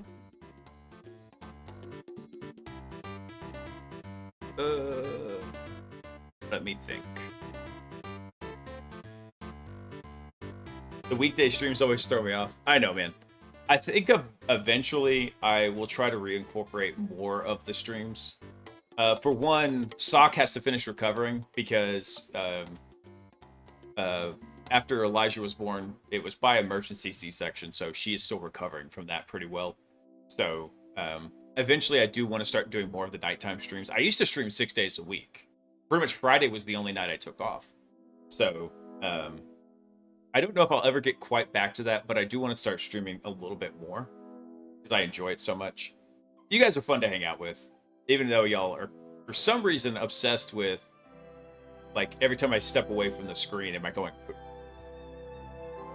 Like, oh, you poop it? No. I had to put a poop counter command in there. Let's see. So how am I going to pass in?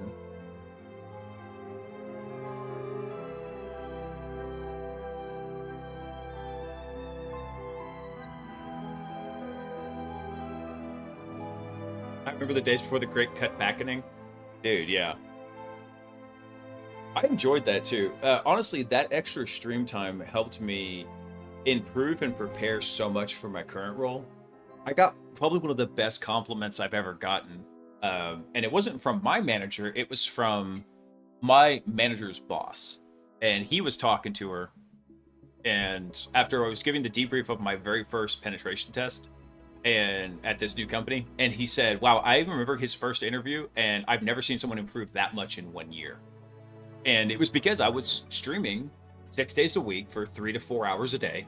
So you're talking, the last time I think I figured it out, when that was largely a lot of the RTO course and then working on Mythic. But I think just in the RTO course, I think I spent 300 hours in that lab. I beat that lab up and down, left and right, like it owed me money.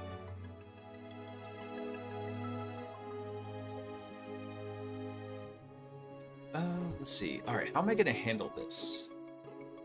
I'm going to need to find a way to tell it what word list to use.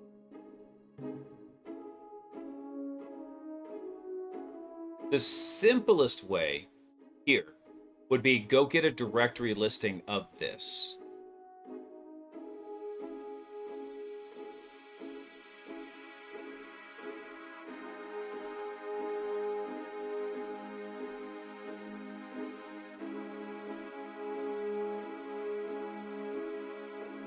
I had another idea for this, and that is here in our code, we have our agents, right?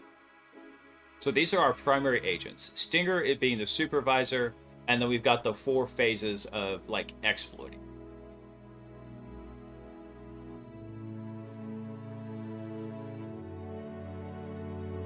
One thing we could do is we could actually start incorporating sub-agents into this, and that is we could call them like operatives or operators, something. I don't know, what would be below an agent? Like an agent's like, you know, hey, this is the base unit of work. I'm trying to think what else it could be. But eventually what I wanted to do was have built out these different little graphs for different toolkits. And I hadn't planned on doing this actually until exploitation, but maybe enumeration is the better place to do that. Because in this case, like, we're going to use GoBuster, right? It needs certain parameters to it.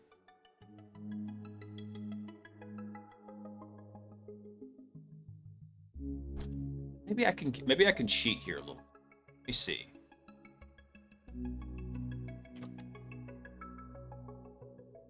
So if we look at this,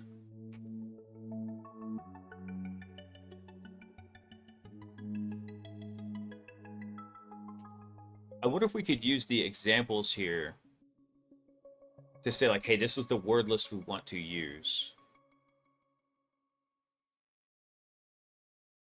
We could modify this a bit, so we could actually point this directly over to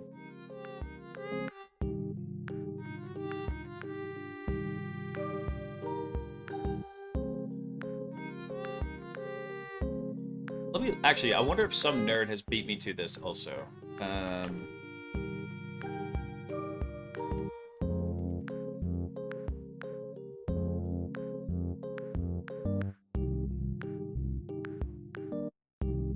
Nope, guess not.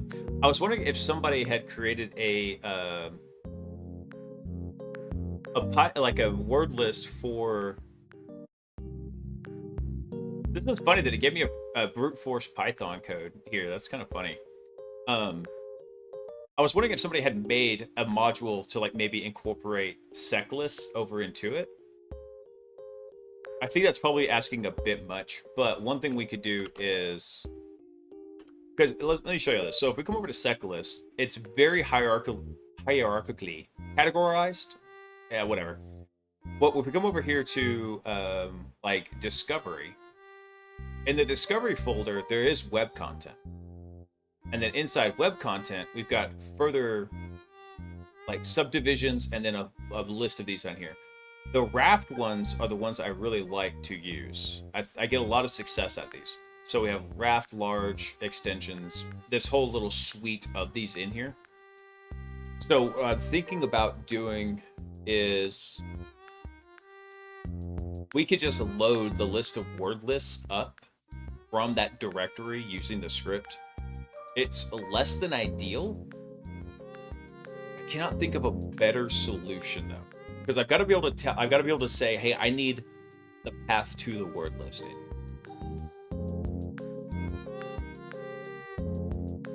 I discovered the default for history size in WSL is 9001. Obviously, a memer got through QA. I didn't know that, laughing. That is pretty damn funny.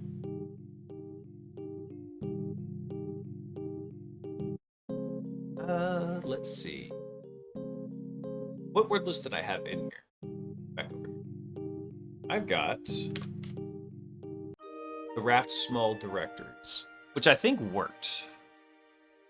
In fact, we can find out from that, because if we back over to try hack me, we have panel in here. So if I grep for panel in raft, oh, it's because this is data word list raft. Yeah, so we have panel in here. So this one will work for this one. I'm trying to use WSL more on my new build. I was abusing the Kali VM on my old one, and I'm more confident doing stuff on real disk for my own dev stuff now. There's some really weird excuse me. There's some really weird behavior you can do with WSL also, because you can interact. It's got that abstraction layer to go between the two, so you can interact with both systems. 8-Bit Bandit. What's up, man? Thanks for coming online. Like, for example, did you know that, like, when you look at... Here, let me bring this up. You know, NTFS has alternative data streams, right?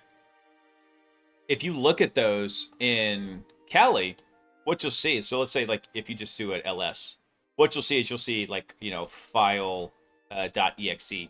And let's say it's got the mark of the web on there. What you'll see is you'll see something like file.exe, I think, :1, like the number 1. And this is the alternative data stream that NTFS does it. So it represents that as a separate file. So from WSL, if you go in and you just delete that file, you've instantly removed the mark of the web. So I thought that was pretty funny whenever I found that out. Not sure what you would do with it, but it's just an interesting behavior for there. You can also, from WSL, you can launch executables. So like you can run, you know, notepad.exe or calc, and it will actually load it up and execute it. So it's funny calling executables from WSL. So there's some kind of interesting interaction between the Linux kernel that it's running in the hypervisor and that. Okay, I think this will work. I don't want to hard code this, but I think what I want to do... Let me double check one thing, make sure I've got the translations correct. Okay, so RoboPage's data, this would be /data. Calc is short for calculator, by the way. Yes, I'm aware. If you're not popping calc, are you even doing exploits, bro?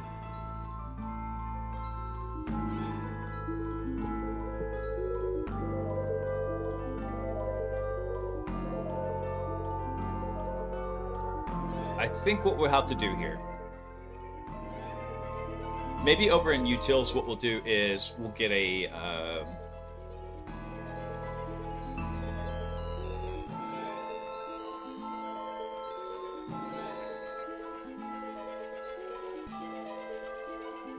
are you not familiar with the I'm just using slang video? I guess I'm not, because I completely missed that. Send me a link to it, Laughing.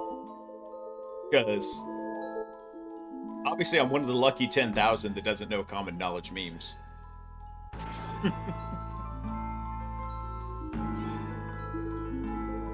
No, as much as a meme connoisseur I am, and a lot of my close friends will tell you that, because I just spam them memes all the time. But they're user-appropriate memes. I got some friends that like the dankest of memes. They get the dank memes. I got other ones that like wholesome memes. They get the wholesome memes. I am a meme concierge. That's the word I was looking for. I send the memes to the appropriate person. Prepare for stream derail. I think what I want to do is go add a new util in here, and what we'll do is we'll make a function to get a list of the word lists in here. All right.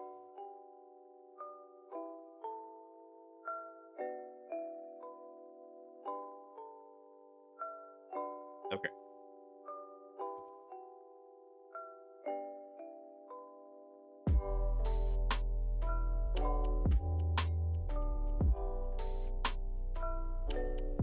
All right, let me pull this up real fast.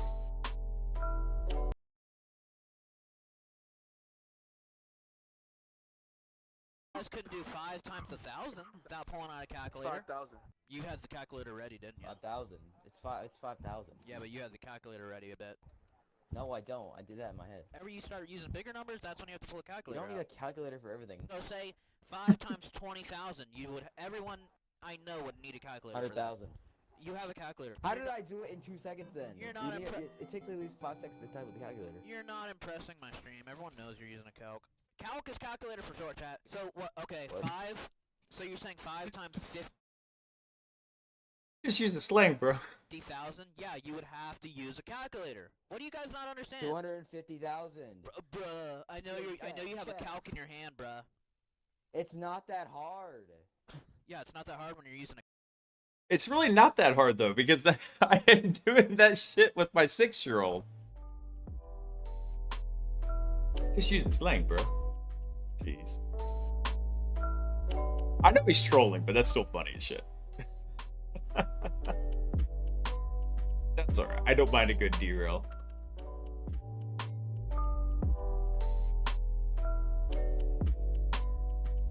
No, I mean, he's learning multiplication. I need to practice him with it more. He keeps wanting to jump ahead to newer stuff. I was like, you need to practice multiplying and dividing first. Like, I'll get him a stack of flashcards. Adding and subtracting, he's got down, no problem. But when it comes to, like, multiplying, he's still thinking through it a bit. Like, it's funny because he's always like, hey, that times 10 would be this. And he goes through it, and I was like, you just move the 0 over, buddy.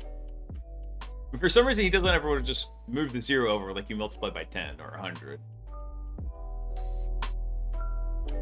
All right, let's see here. Let's do something. Let's make a new... Because he's not using a True, he is not using a calculator. And I know, my math teachers all said the same thing. You're not going to walk around with a calculator in your pocket. Well, guess what, bitch? I do. And I still want him to learn how to do some basic arithmetic. Everyone needs a calc to move the 0 over.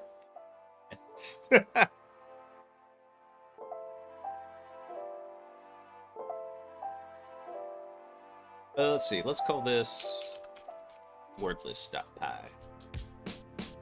.py. Tell people there will be pension pay. You'll have more people show up if they think there's gonna be pension pay. Let's add this. All right. So what I want to do is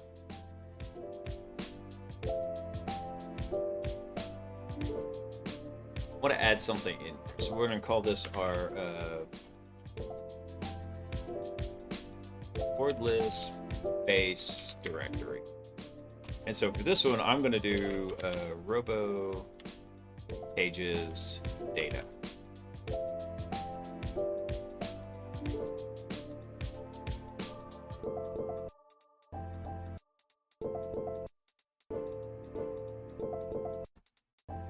Actually, I think I may want to make a modification to this. Robo pages data. Let me look at something real fast in here, because I'm thinking I want to double check something from the Robo pages default setup, because I trimmed out a bunch of the default ones from Robo pages so I could bring them in and customize them. Where is that? Where's GoBuster? GoBuster. Here, GoBuster. Wait, did I make the GoBuster one? No, I did. What, did I?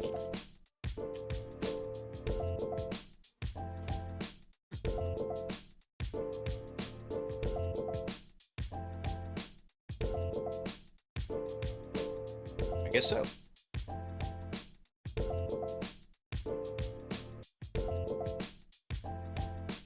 I guess I made this one. Oh, hell then, I can just change it to whatever I want to. Let me try a different one here, though. Like, go witness. Graffender. I know one of these other ones will maybe Subfinder. We'll take a word list. No, this one doesn't take a word list either. But AMAS. Will AMAS take a word list? Nope. Go witness. Nope, this one just uses the default word list as well. Now I've been educated on brain rot memes. Yes. I'm surprised, honestly, I hadn't seen that one. But, you know what? You can't know everything. Wait, what is DNS enumeration.txt? Oh, that's the word list for it. Okay. So we come back to... Let me see how they're doing this. Enumerate subdomains of a target.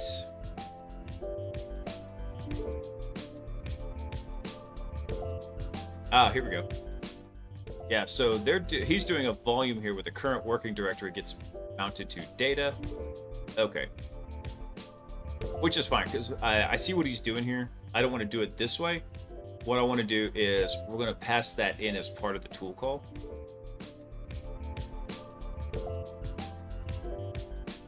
So what we'll have to do is we'll have to do that in 2 steps, where the first one is get a word list. Think about this.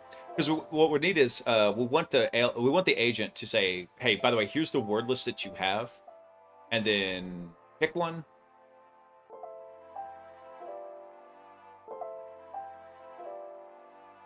Because I don't want to go pick a giant word list. I want it to be able to pick its own word list here.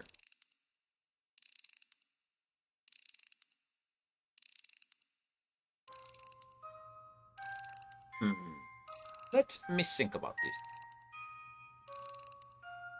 Well, one thing we could do is actually we could just define like 3 different word lists, like a large, like a small, medium, and large, in here. Yeah, in fact, I think let's do that. So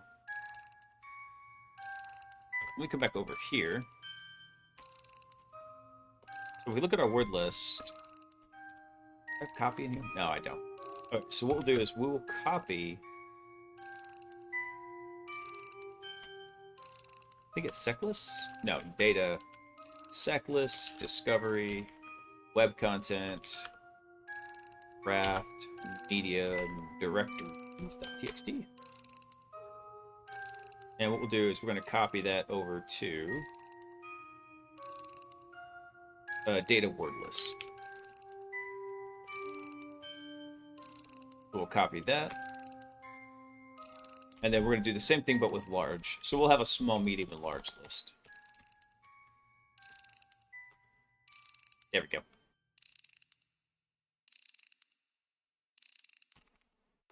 So if I look at this right here, for some reason that's listed as an RWX. What the hell? That offends me. chmod 644. Everything in there. Ah, better. Okay.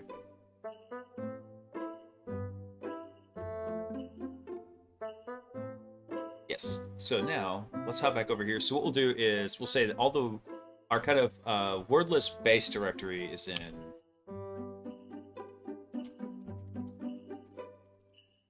wordless. Yeah, I think that's the correct directory. Yeah. So robot pages data wordless.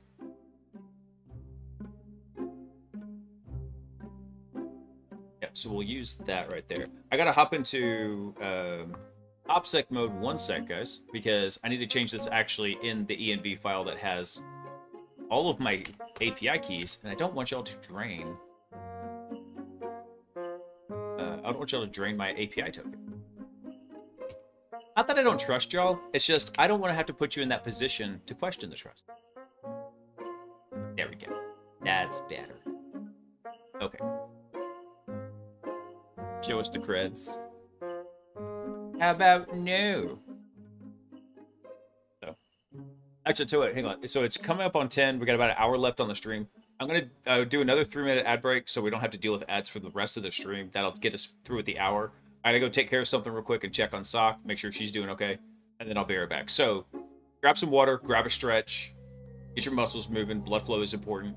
Make sure you're using your glute muscles, because apparently my doctor said I don't use my glute muscles, so I've got a pancake ass, so I'm working on that right now. But that's a different story. I'll be right back, guys. Do 3 minutes.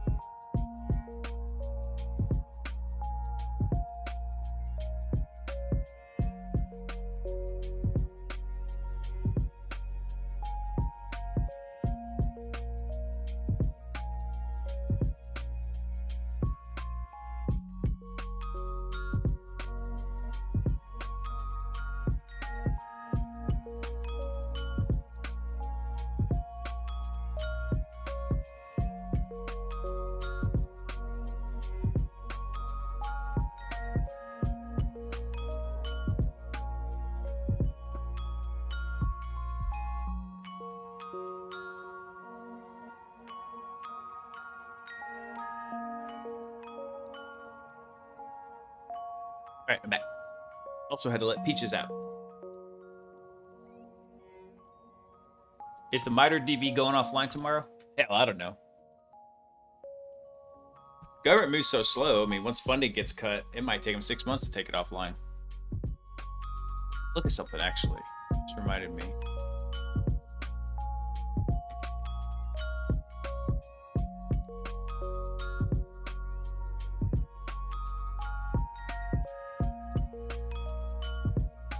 Dude. Set something up real quick.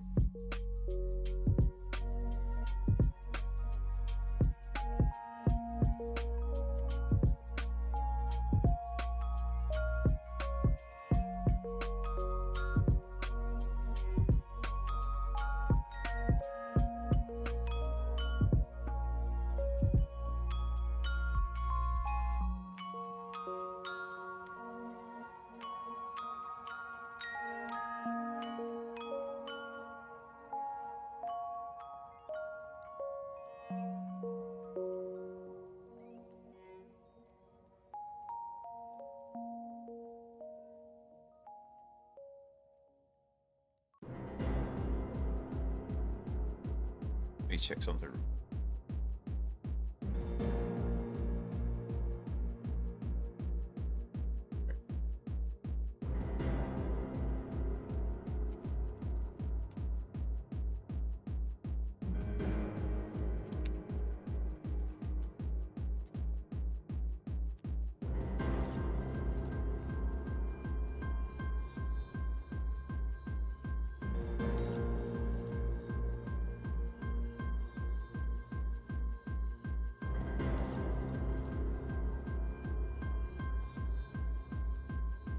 Alright, let me see if this works.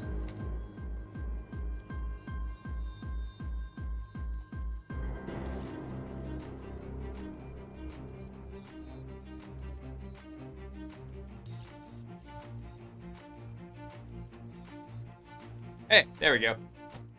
There, you little weirdos. There's now a poop counter.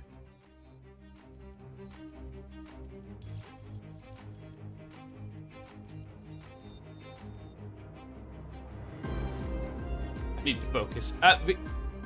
Y'all made such a damn joke about it every time I step away. Like, oh, you going poop? There, now there's a poop counter for you. Oh, damn. Okay. So, the world's better for this. I'm glad. That's I live to help improve. All right. Okay, RoboPage's data worth. All right. So let me do something. Let's do. How did I do that? I need to import the get env.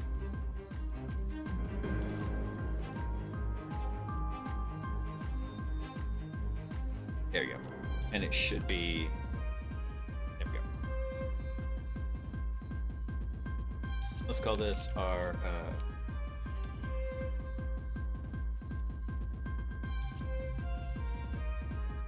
A word list based stir is going to be get our env. All right. Is the counter if this then that enabled? No, it is not.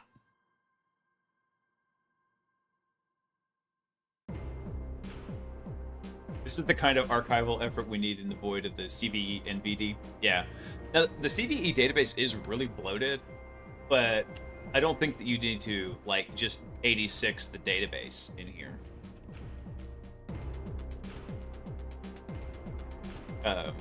It definitely needs to, like, chill out. Because there's CVEs in there that are, like, for nothing. Does anybody know? I've been keeping up with the news. So does anybody know what was the budget for the CVE, like maintaining that, it got cut? I mean, it couldn't have been much, I would think.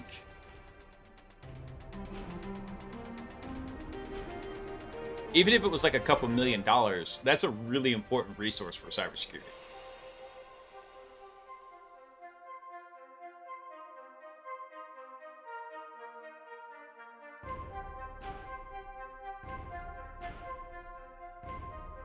It was some budget, and they wanted to be no budget, I guess. Well, I mean, yeah. Let's see. List files in a directory. See how we're gonna do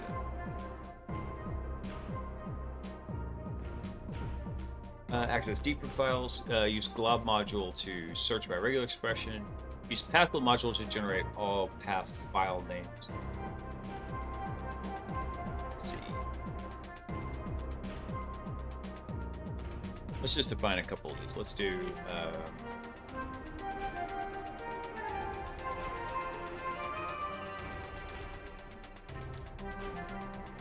That's what. Let's do. I'm back, baby. Web word list. Let's call it that. We'll make this a list here. Boyd, being my Bender bro. I love Bender.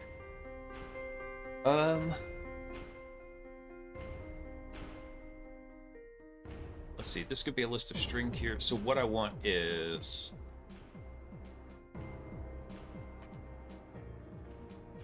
I'm just gonna do 3 in here.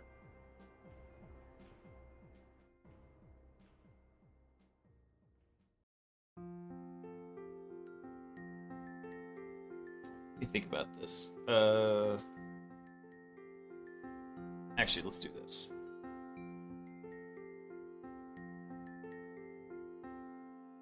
What I think this is, I think it's going to be F for. I think I actually had an example of it up here with this. SOS list directory redirected path. Yeah, this is actually, I think, what I want right here.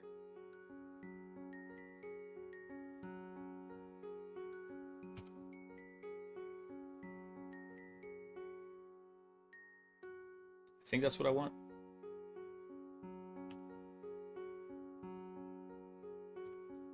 Let me walk through this real quick. Okay. So this says we want F for OS and lister directory path. So that'll be our word list base directory.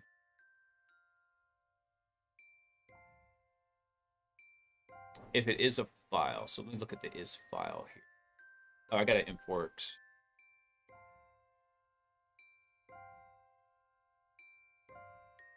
I guess I need to import the OS module. I didn't want to import the entire damn thing. Actually, let's do this a little bit differently. So we'll do. We want get env. We want lister, and then we want path.is file.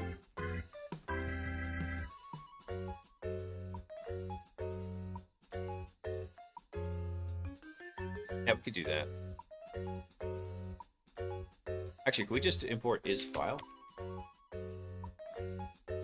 Nope. Okay. Well, we'll just take path then. Take out OS because we want lister. Take out OS here. Make this a little bit slimmer. All right. So for is file.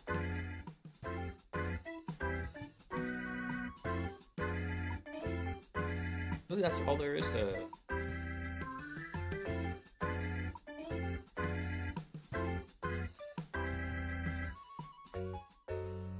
Let's see. Return true if the path is an existing regular file. Wait, hold on. This is looking a little bit funny here. Oh, path join. I got it. I see what it's doing here. Okay, so this should be our wordless base directory.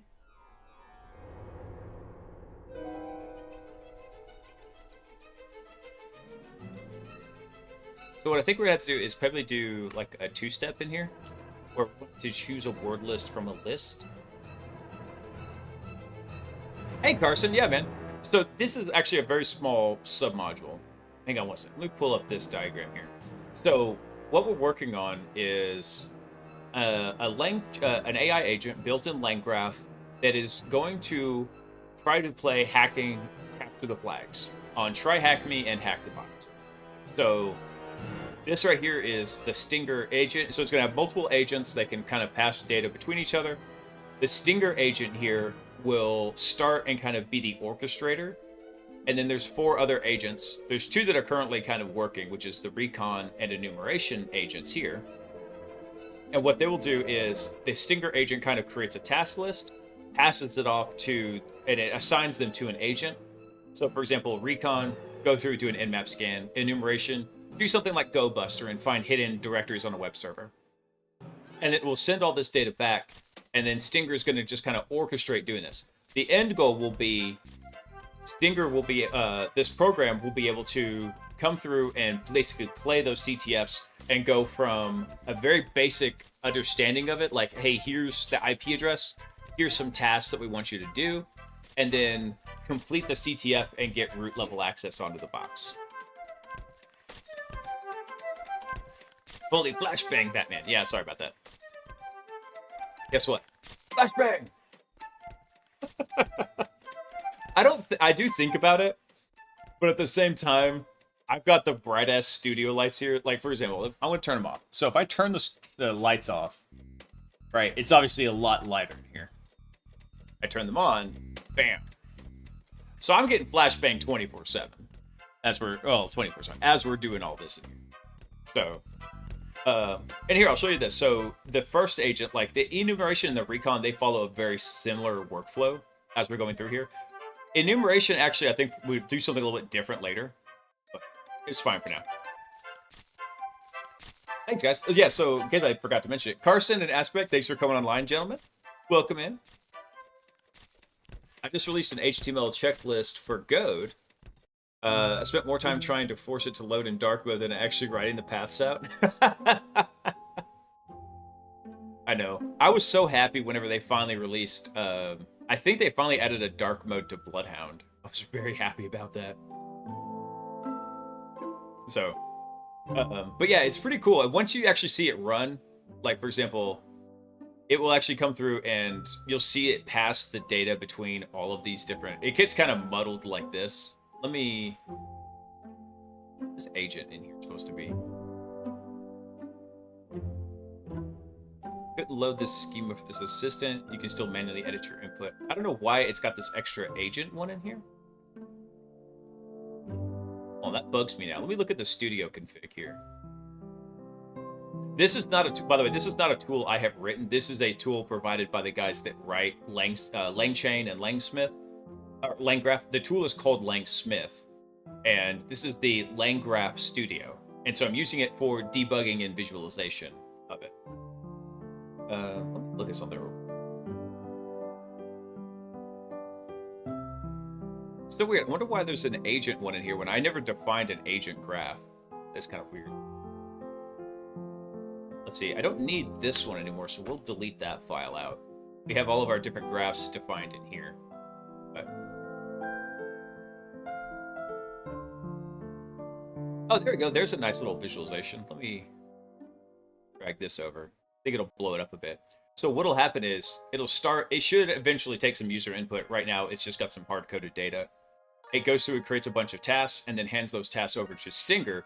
Stinger then says, okay, let me go ahead and call the other agents and send them their tasks. So Recon gets its list of tasks, it runs.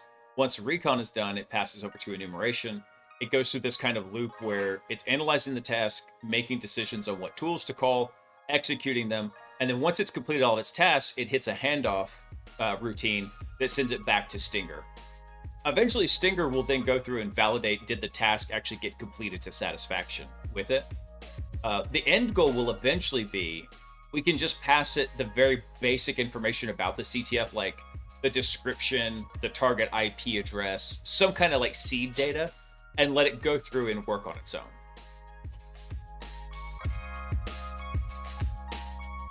I was just running through Dark Reader on top of it since it's web-based and it finished. Yeah, I like Dark Readers. Awesome. I'm a college student just dipping my toes into this realm, so just trying to get the fundamentals of Python down. We'll see, that's super cool. Dude, actually, believe it or not, so I've been in IT for 15 years now, and I have written a fair amount of code. I read a shit ton of code in probably a dozen different languages. I'm fairly good at that, but actually writing code from scratch, I'm not good at. I'm really good at modifying code. Oh, God bless you, Peach. You okay? Poor baby's over here sneezing her head off. Matey, all we had is COBOL, and we liked it. Okay. Not that old. I've been playing on boot dev recently, and it's pretty fun for Python. Boot dev? I haven't seen that. Hold on.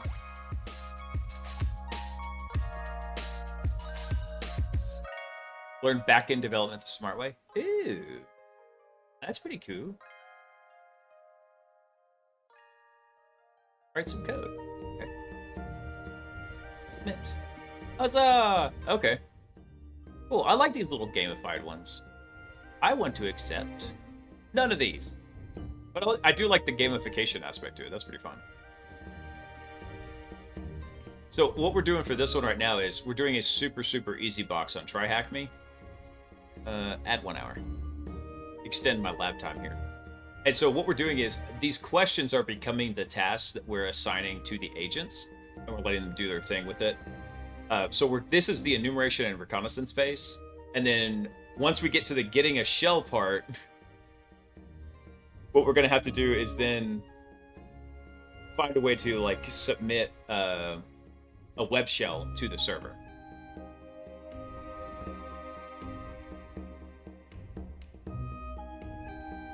I've watched my first episode of South Park in black and white. There's so many factually things wrong with that. First off, I watched my first episode of South Park in the theaters because we didn't have TVs in our home, sir. And second off, it was a color theater.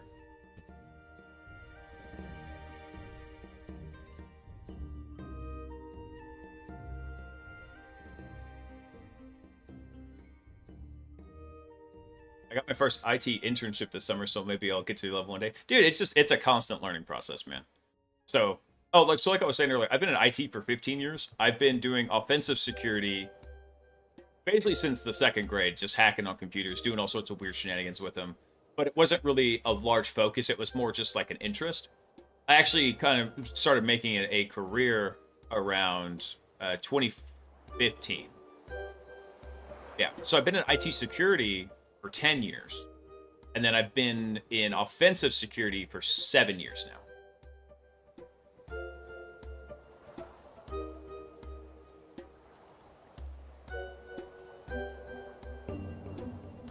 Hold on, you can't say colored theater anymore. I meant it was a theater. Damn it, laughing.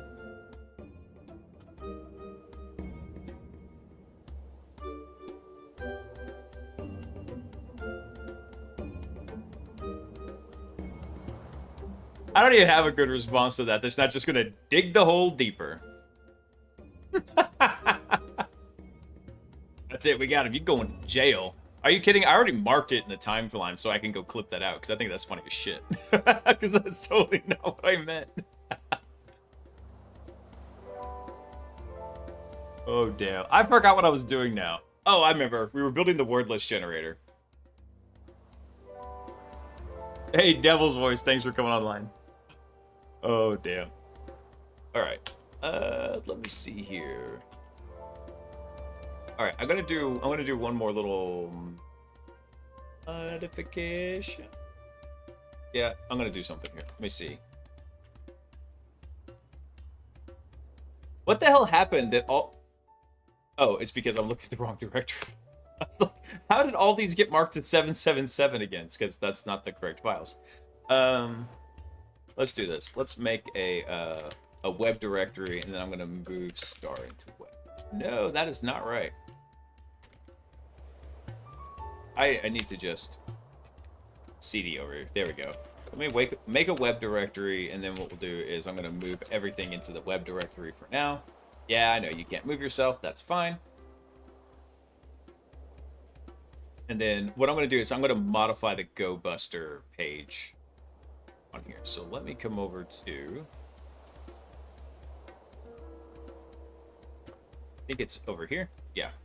So rather than just being RoboPages data, it's going to be RoboPages data word list web.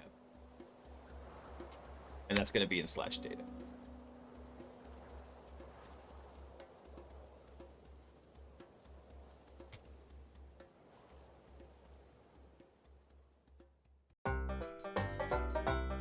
Yeah, I think that's how I want to do this.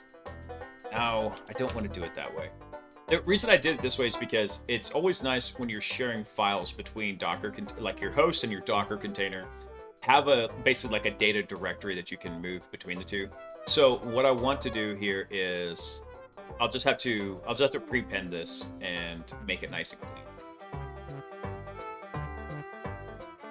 So that's going to be our word list. Let's see. So that's our wordless baster. Let me look in the... That was in RoboPage's data. Wordless. I gotta think about this for a second.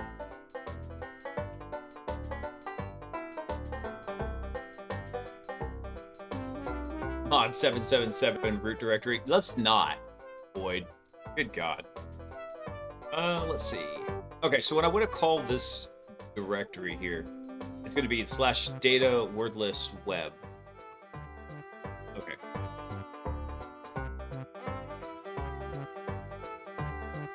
Yeah. /data /wordless /web. So we come back into our wordless here. So that's our base directory. Let's do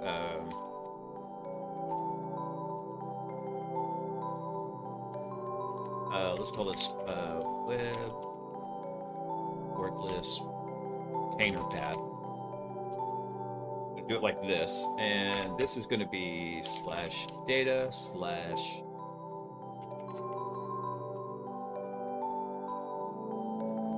wordless data web.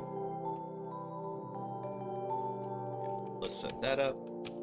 Okay, so this will be the path inside the container.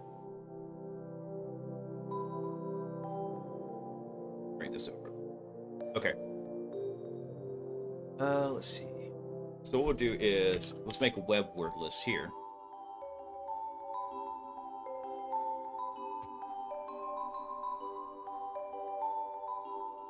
Actually, I'm going to copy this real fast. I'm going to drop it right here.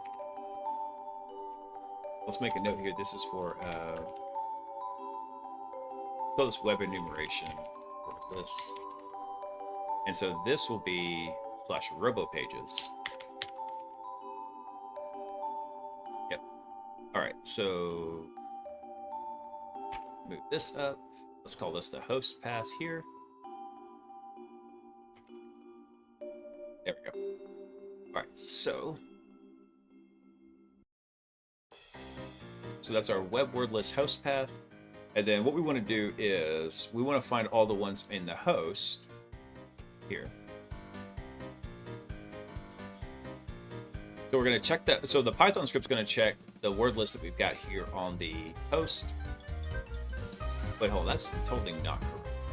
Because why the hell would I even get the word list space here?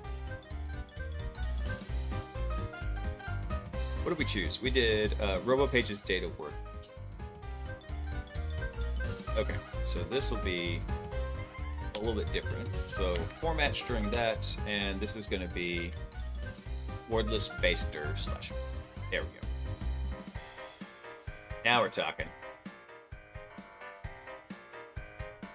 Hey Cypher, I haven't run that before, so you run that rmrf no preserve root / and let me know like what the outcome is.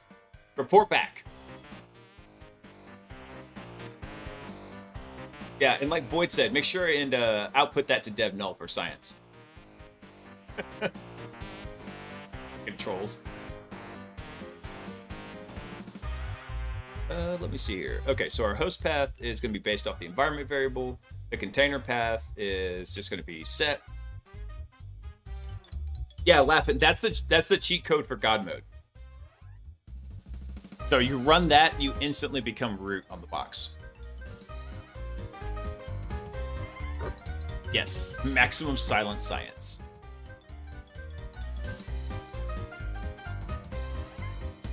All right, let's see here. So we're going to take a list of the directories for the host path. What does listdir actually return? Listdir should return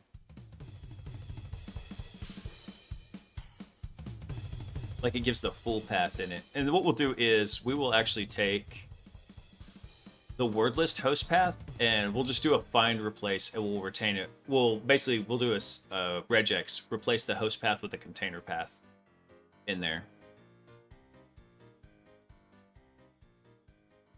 Let's see. So if path is file, join that. Okay. So that gives us our web word list. Yes, yes.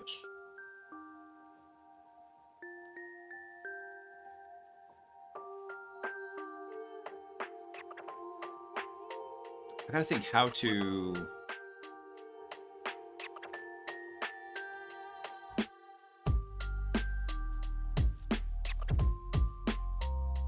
Let me think about this. I'm trying to think how I want to get these passed into the tool call and tell it which word list to use. One of the options is we could actually give it like we could give it a list of word lists and then tell it to pick one.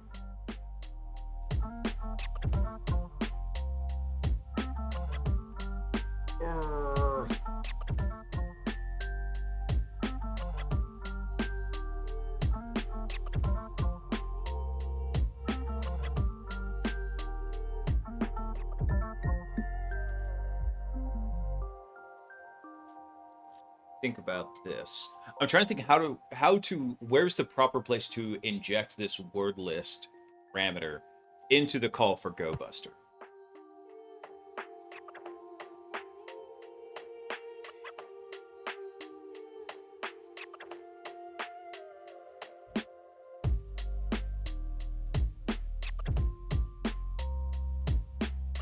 Let's see. So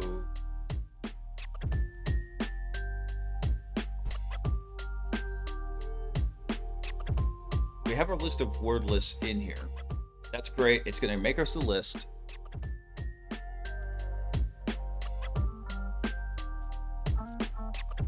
Actually, I think what we could do is we could just tell the language model, here's the word list you have available. Select a word list. We make basically two tool calls in here. We have the first one be select a word list, and then the second one to be and then we have the second call be, okay, let's call GoBuster, and we take that first tool call and inject it into the second. I think that would work.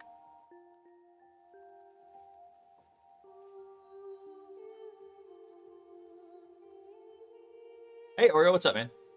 Dude, actually, everything's working pretty good, but to make our GoBuster call, one of the arguments we've got to give it here is a word list. So we got to give it a word list to use for the brute force. So I'm trying to think of how to get the list of word lists that are available and then supply it over to the container to let RoboPages actually run it.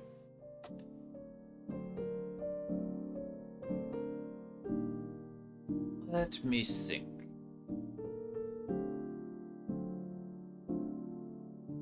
Okay, so this is F for F in path.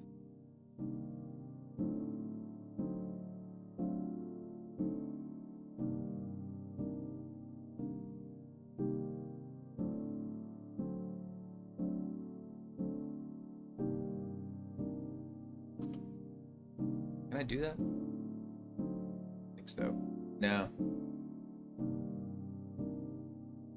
Let me bust this out. And instead of making this a one-liner, what we're going to do is we're going to make this an empty list here. We're going to say,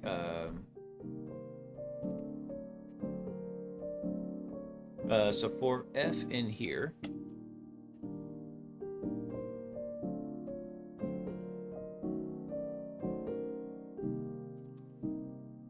so if the pad list is a file, then what we'll do is we're going to take F. I don't remember how to do that. Let's see. So it's here. Python string find replace. That's right. You just have the replace method in here. So we have the old content and the new content. So what we do is we just plug in these values in here. So what we'll do is we'll say web word list append. And then what we'll do is we'll call it replace. Oh no, it's going to be append f dot replace. And what we're going to replace is, so what is our old content? That's going to be our host path. And then we're going to replace that part with the container path. Yeah, that should work. Okay, so we'll have our list here. We're going to build it out next. Boom, we should be good. Do something here. If name equals main, print food bar.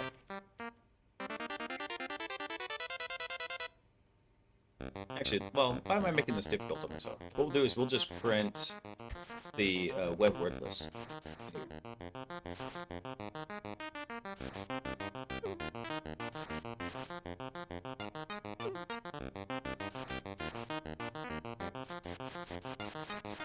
No such file or directory, none/web. What?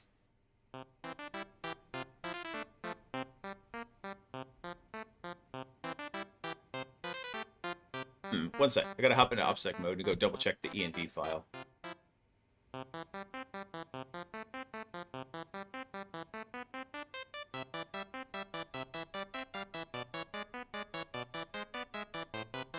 Oh, I think I might actually have to... Yeah, it's in there, all right. Yep. So this is the env example file, not the production env, but...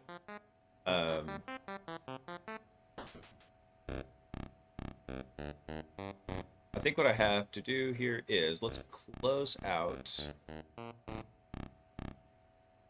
I think I need to close this. Yep. Oops. And run PyCharm again.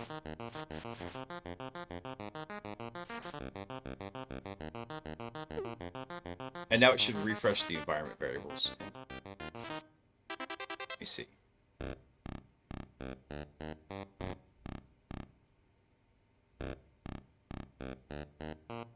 No, don't run the nmap agent. What are you doing?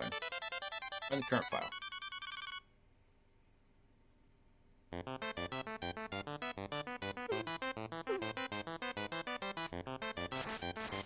So for some reason the get env it's not liking. Return none if it doesn't exist.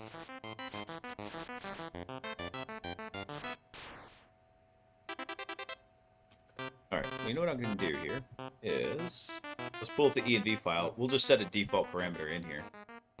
Not going to worry about that at the moment. There we go. So this should be the overloaded version that says the default. Yep, okay. Now run it.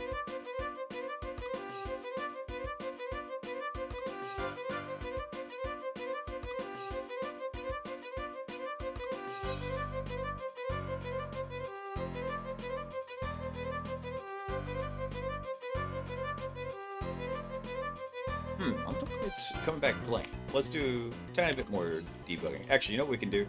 Just set a debug on here. Just make sure we're getting all this correct. Okay, so our web word list, our list directory. So for some reason, web word list is not like getting iterated on at all.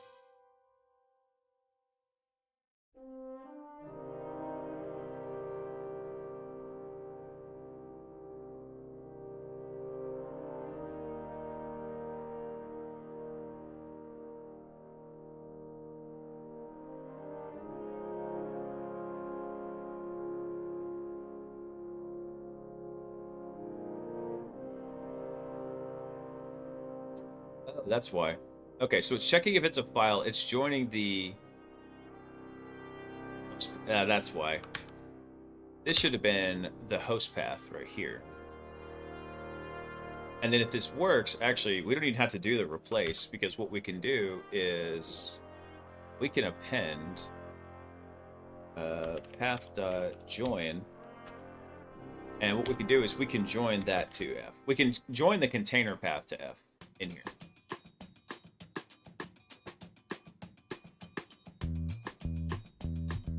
Okay. So our web directories, we have 4 in here, which is, we have, what was quick hits? I don't even remember what quick hits. Let's see. Head quick hits. Oh, it's because it's in the web directory. Head web quick hits. Okay. Yeah, that's fine. Those are all in there.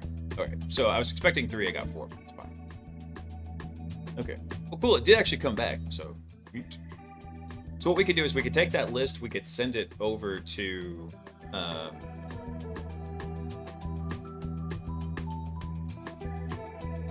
we could take that list, we can send it over as a tool call. We could tell it to select a list and let me check something real quick.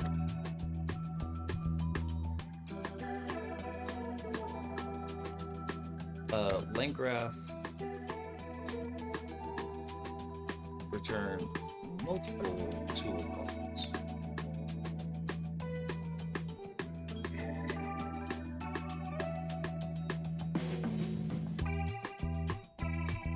So I know the tool call list actually, it comes back as a list.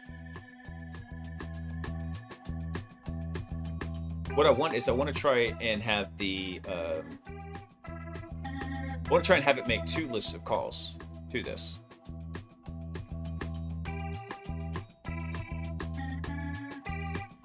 Hell, we'll just try it. See what happens. This is where I was thinking about doing this as its own standalone sub-agent. Where what would happen is basically enumeration would have different agents that it could call. So we've got our primary agents, right? I called these our first degree agents. Then we'd have secondary ones, like second degree agents. And that would be like enumerating web servers, enumerating Active Directory, enumerating SMB, whatever. And they would just be smaller agents designed to handle those specific tasks.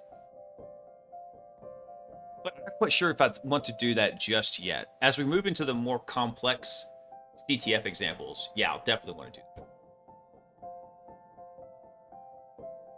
Think about this.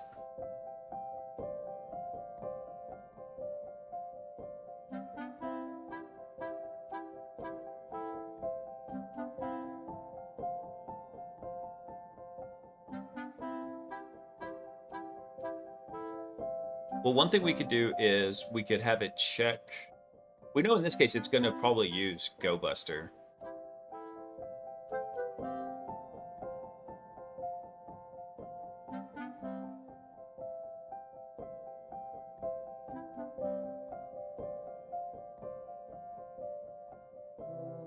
Damn. As I think through this, there's a lot of unknowns on like having it select a word list. So one of the better options might be to just hard code in the word list. So, because right now what happens is in the YAML file, what we've got is we do have a word list parameter and we can pass that in here. Another option would be we just hard code in the word list right here.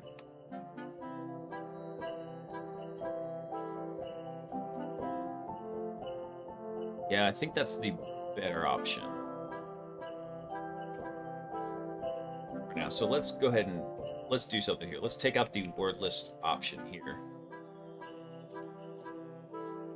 What I'm going to do is I'm going to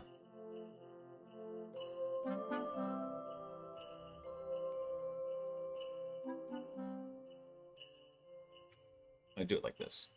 Yep, there we go. So we're going to take out the word list option here, and we're going to, so this will be word list, web, and then let me grab the file name. Because as much as I do want to tackle this right now, I don't want this to be a big blocker for the rest of it.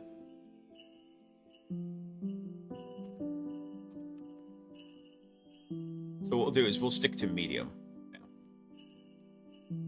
So let's go ahead and do that. I like where this is kind of going, but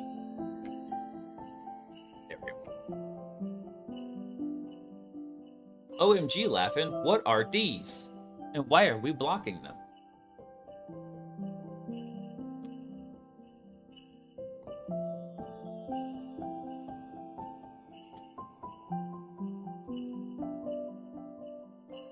Alright, so that should be good now. So we'll leave that as is for now. Wordless, I'm gonna leave it alone for the time being. Put a note in here. This is really broken and janky, and we'll need a complete rewrite. Don't use. Let's close that up. All right, so for the enumeration agent, we'll set that to completed. All right, so it should actually be able to call GoBuster now.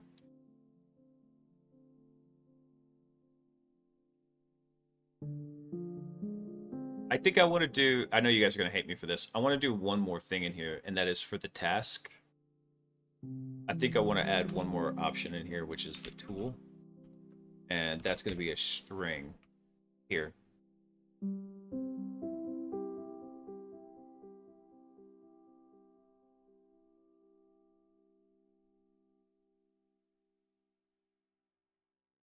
And I'm going to just put a note in here. This is the tool used to complete the task.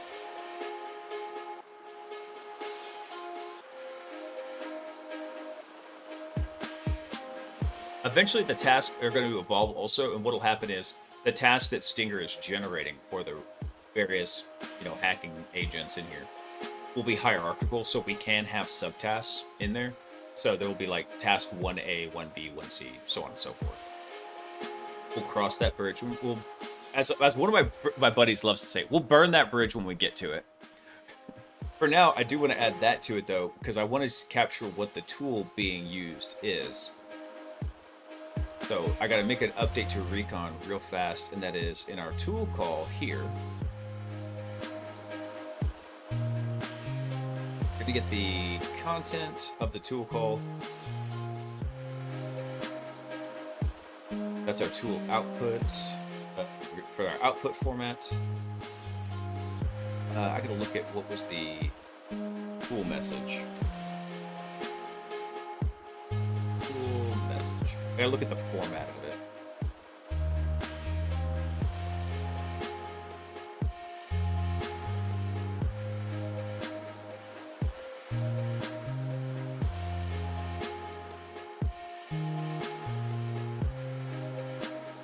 So content is basically the standard out. Artifact is the tool. We have content ID name, optional name for the message. This could be provided as human readable name for the message. Response data, status. Actually, we might be able to figure out what this is over in LangSmith. Let me look at something real quick.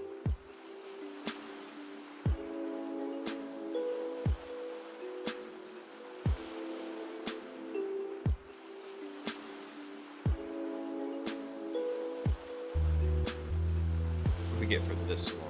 How far did we get? We got pretty far. All right, so let's look at... So here's actually the tool call that comes back. Got a whole bunch here. So we get the name of it, and we get the tool tracking ID, basically. We get the actual function name called. Tool call ID, type literal pretty print. Text, get the text content message.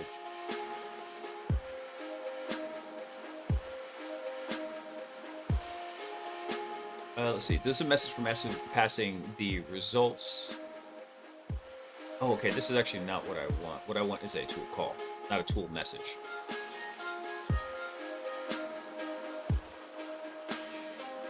Oh, here we go. So the .name parameter. That's what I wanted. The name parameter will be the tool to be called. Perfect. All right. So let's come back over here. Close that out. Don't need it. So what we want to do is.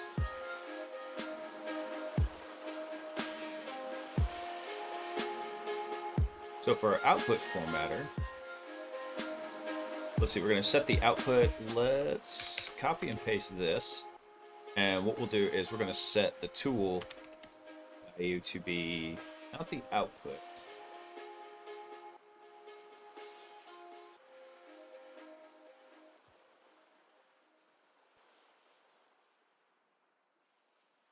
Yeah, let's grab this. What we'll do is we'll throw that in here. And then we will say, what do I want to say for that? I think it's just the name. I think that should be good.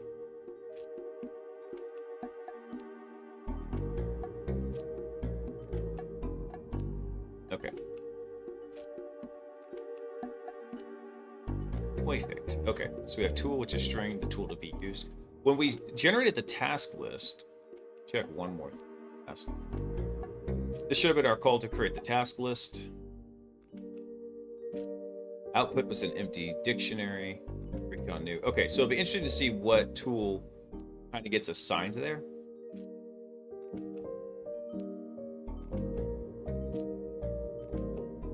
Wait, when we do initializer, we could actually just initialize the tool to be blank. Go back up to initializer right here. We say task output equal blank. What is the task output? Yeah, that's fine. So we'll do the same thing here with the tool. Tool is also going to be a blank string. When we actually ran it, it for some reason came back with the output as like some kind of blank dictionary. That's fine. What we're going to do is when we do the initializer, we're going to overwrite that.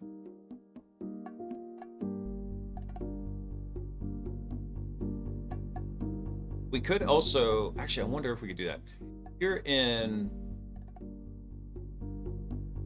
we could actually add something onto the context. So we could actually make an append to the context here that says, by the way, for that tool call, because I know it says we're making a tool call. Let's back up a little bit here. Whenever you call in LangChain, when you call an LM with structured output, this is part of LangChain's core functionality. What it's doing is it's actually doing a tool call with just one tool, right? If we look at it here in the trace, we're just applying one tool. So basically we're hard binding it to that tool. So what we could do here is in the context, we could add a note that says the tool and basically that says not the task, what is it? Why was the output structured as a dictionary? Oh, output actually should be a dictionary, come to think of it. Because it's going to come from output form.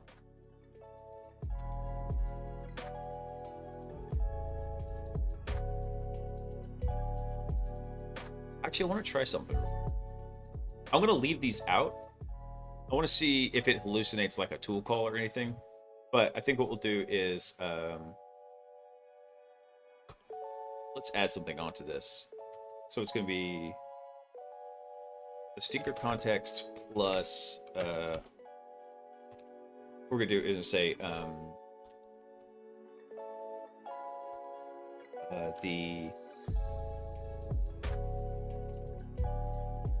let's say the output, and so we're going to tell the LLM the output and tool parameters should be blank. Should be blank if this quarter.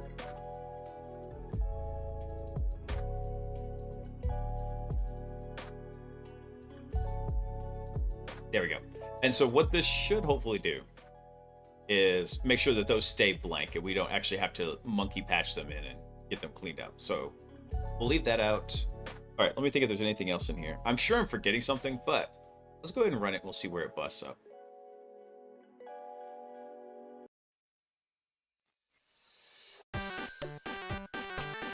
I think this is what we need right here. Let's go ahead and run it. Let's see what happens. Let me double check the VPN still. It is. Nice. Alright, so let's come back over to... It failed to fetch. Oh, shit. It's because I closed it. I'm a dumbass. There we go. How's your hotpot doing? I'm finally done with the mix-ins part. It's actually evolving pretty good, man. We're going to run it here in just a second. In fact, we're going to run it right now. The enumeration and recon agents are kind of functioning. We're going to see what happens here because there was a lot of changes I just made. Let me see. Let me double check this IP address. 10.10.243.47. Let's see. What was it for this? 10.10.243.47. Alright, so we still got the correct one in here. So let's go ahead and let's run. So we hit the initializer, we hit the recon agent. Recon node is making a tool call to nmap TCP port syn scan. Oh, you know what I didn't do? I didn't make an update to recon and enum to track the tool being used for the task, but that's fine. We will update that here in just a second.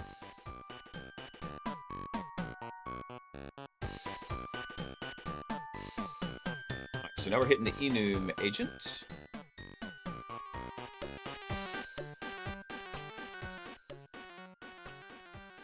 Alright, so what is it going to do for enum?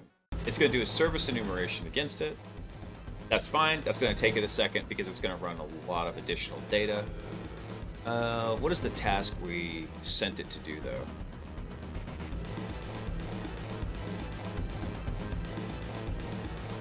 Oh, what service is running on port 20? Well done. One thing I do want to go through and do is, in the recon and the enumeration agents, there will be also after... There's going to be an optional node that the enumeration agent can get to basically answer questions and say, hey, what's going on here? Can you answer this question based on this data? And what it will do is it will send that host entry that we've got up to it and let it do its thing.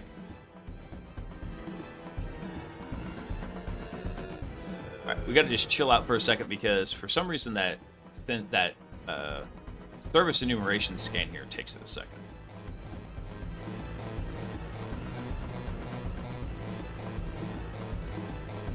So the last thing we hit was recon handoff. You see that here, and then it went over to it did go back to Stinger, but then Stinger handed it off over to enumeration.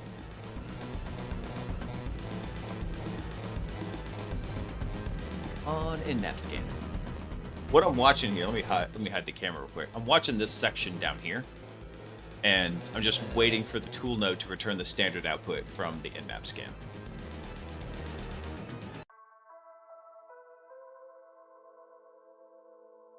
I do really like this interface. I think it's pretty neat.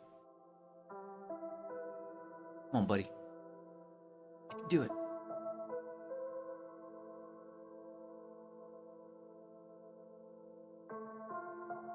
Okay, cool. So it finished. It is doing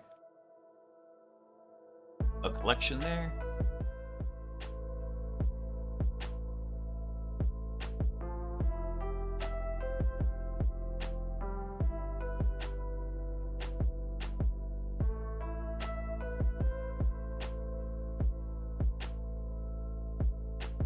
Why is it doing... Oh.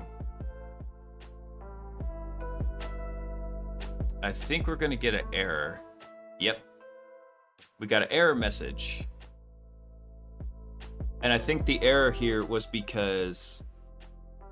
Damn it. Alright. So what happened is... I did not... After I changed the YAML file, I did not restart RoboPages. It does not hot load the YAML files. Oh, it was doing so good. It was kicking ass, man. It was doing stuff. I think it's up here. Yeah. Let me rename this window. This is going to be a RoboPages server. There we go. Yep.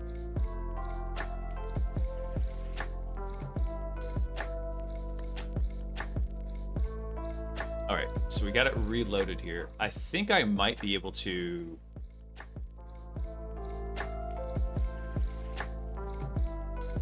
I know there's a way to do like a rerun from here. Target unknown, wordless scan. Oh, it's because this was... One thing we should also do is in the output formatter, we should check to see like, hey, was this error at output? Like, did it have an error? But what I want to do is I should be able to come back up here.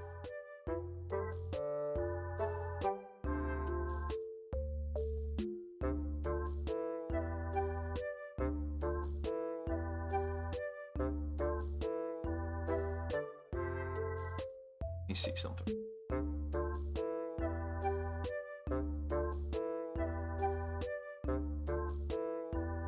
Yeah, so there's a rerun from here where we hit the...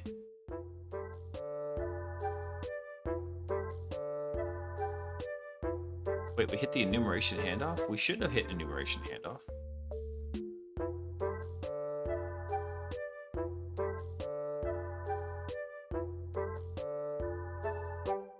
Oh, there's our AI recon agent passing to Stinger, passing to enum.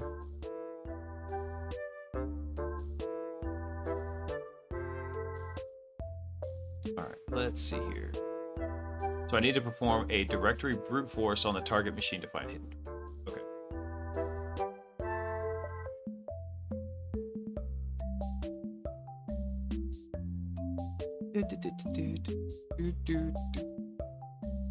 Where can I rerun it from?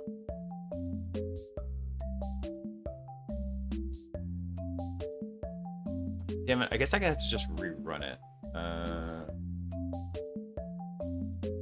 Well, I know I need to make a change to the code real fast. And that is over here at Recon Agent. Oh no, we did actually get the tool. Let me go look at the state table real fast. So if we do a view state.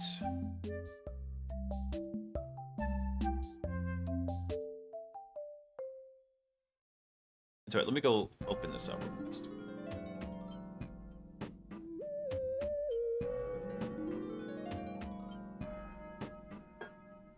We did HTTPX detect. That works just fine. And then we did GoBuster brute force, which that one is the one that failed because we did not have the word list. Which is fine. It's fine.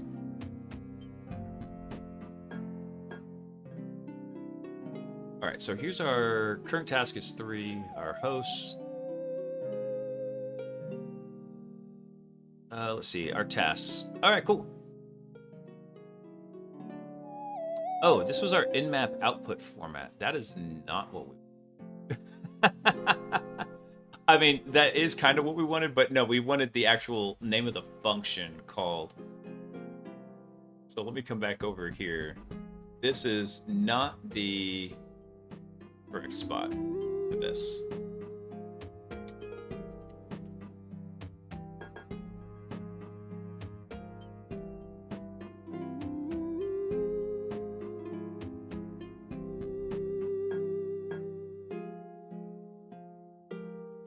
Let's see. So if this was a tool... Okay, so if our last call was a tool call, then we're going to bind tool parsers.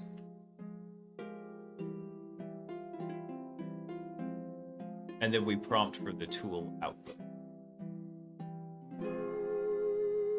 Yeah, this was the error right here.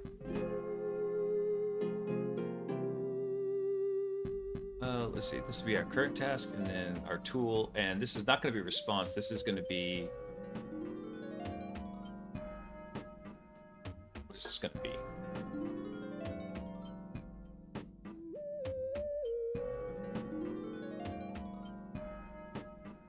It's a tool message. Oh, that's the output of the tool.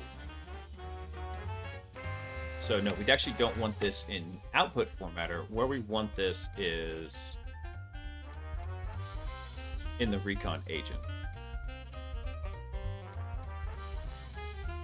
So our response is going to be LLM invoke recon prompts. Okay. this is where we wanted it. We want this state, and then when we return this, we need to make a modification here. So if it's a tool call, that's fine. We need to update this though. So that's our current task. And then what we're going to do is we're going to return tasks.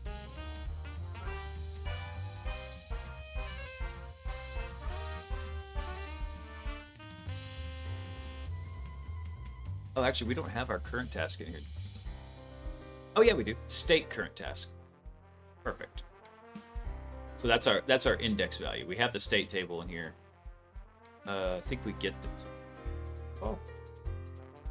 Yeah. So we go to our task list.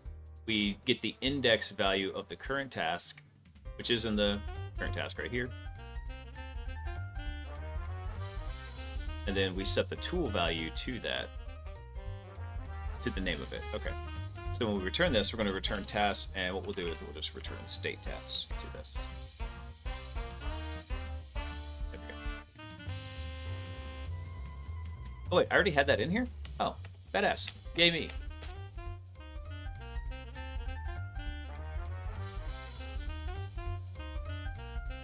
Where do we get the response from this though? Get a response?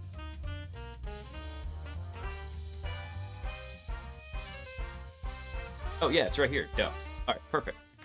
So we get our response. We invoke with the recon prompt to figure out which tool to use, and then we get the name of that. So that should be good there. And then we'll do the same thing on the enum agent here. Copy this. We'll come over to the enumeration agent. What line was that? Line 40. Should be about in the same spot because these are very similar agents. Yeah. In fact, this is even still using the recon prompt because I'm a dumbass. See that?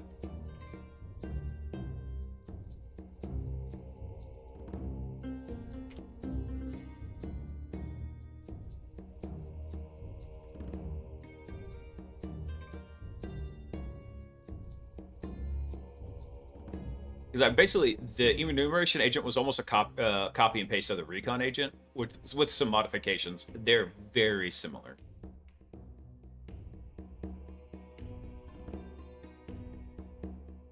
All right, let's see here. So we set the task to working. How does it want me to fix this? I don't even know.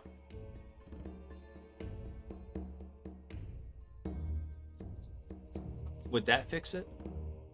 No. Anybody who's a Python wizard, the reason it's throwing a bitch fit is because it's supposed to be a literal value. The status can only be one of 4 values. Be new, working, completed, or validated. So I set it to working, but for some reason it's like, I don't like that.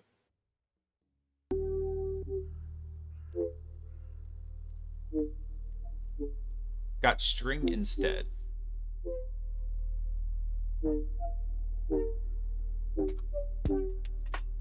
Bugs me.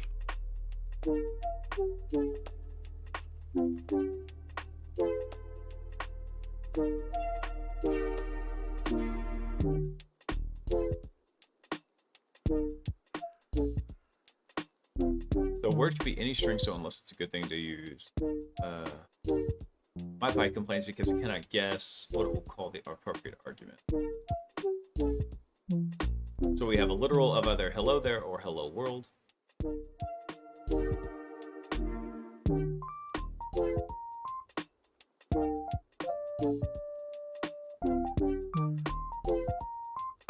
What you can do is check, do the check if the function is called properly instead of typing the word with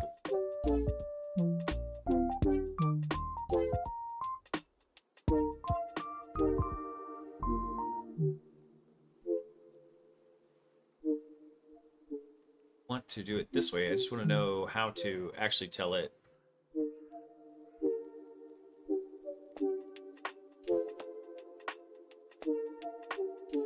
Okay, so this is a literal value here.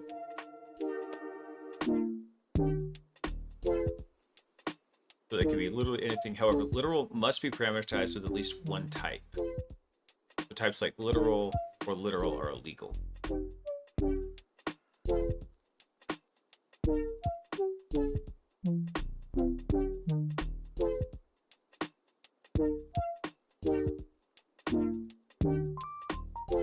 Let's see. Literal may be parameterized with any ints, bytes, or Unicodes. Okay.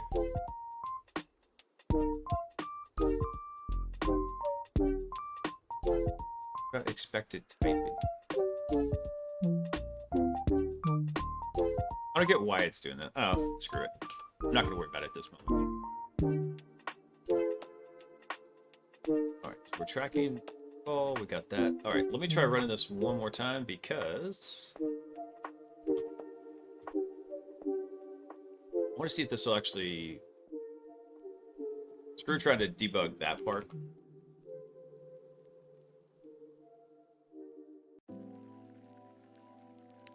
So we hit initializer, hit our recon agent, our recon tool node.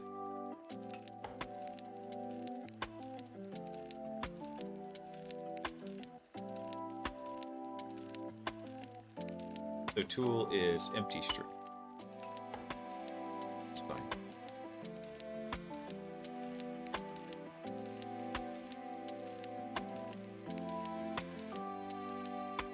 Alright, cool. Then we're hitting the enum agent. Nice. Task is 0. Alright, sweet. We did actually capture the tool. Excellent. I think that host value that we've got, where we did all the fancy host parsing, I think that is probably extraneous at this point. We probably can take that out of the state table. Just nope it right out of there.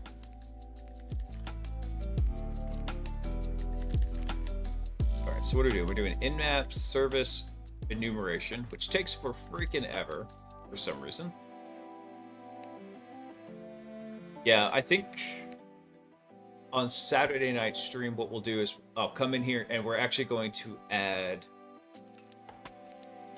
like a reflection node into here, and probably the same thing over into recon, maybe, where it's going to check if it's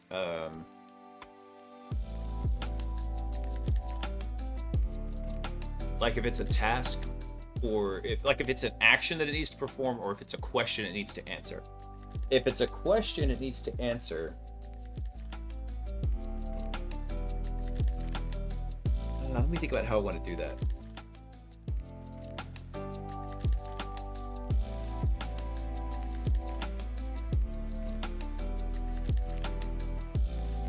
Basically, because I wanted to be able to the output to be like, hey, here's the answer to that task. I mean, which we're going to have it in the output there. That actually possibly something we have with Stinger. Like, hey, is there a question? Ask, is there a question in this task? And if so, what is the answer based on the output associated to the task? I think that will work. But we're not going to get to that tonight, because I'm already over time. Every minute now, I get closer to wife aggro.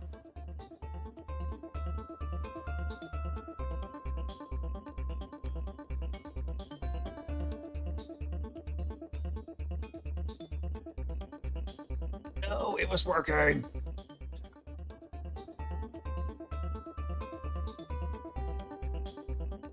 API status error? Overloaded. Love it.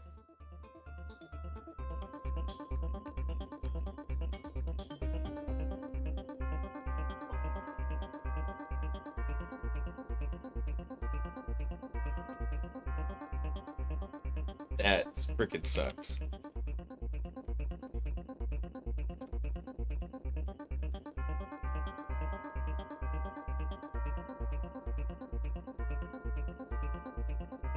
Let's see. What if there was some strategy if you're dealing with type overloaded? Let's see. However, when building an agentic application, I tend to run into this pretty frequently. Okay. This is an enthalpy having server overload, not to do with LangGraph. Yeah, we know. If you want, you can specify fallbacks. Fallbacks. So a runnable that can fall back to other runnables if it fails. So let's see. External APIs many times experience degraded performance or even downtime. In these cases, it can be useful to have a fallback runnable that can be used to replace the optional runnable. Fallbacks can be defined at the level of a single runnable or at the level of a chain of runnables. Interesting. You see the full answer here. Be able to handle more LM failures like this. Ooh, well, one thing we could do is we could do some error checking in there. Damn it. All right, let's see how far we got before it did this.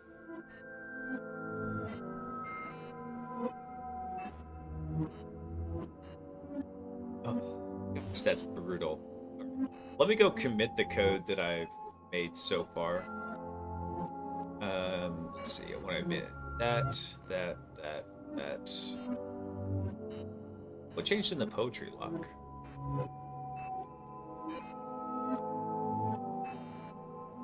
Okay, I guess we'll update the poetry lock. Let's see, prompts, recon, state, stinger, to do. Let's see.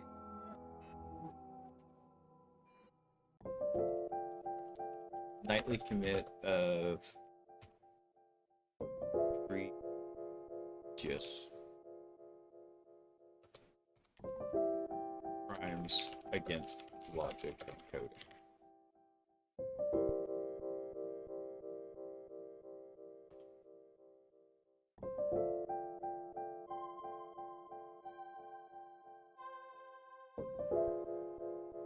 There we go. All right. That is unfortunately, I guess, where we're going to wrap it up tonight. Jeez, that pisses me off. API overloaded. All right, we will eventually have to have error checking in there. That's fine, though. Let's see here. What I want to do is, let's check InfoSec stream, see if anybody's online. No, no one is online. So, if anybody has a raid suggestion, shout them out. Let's see who we got on.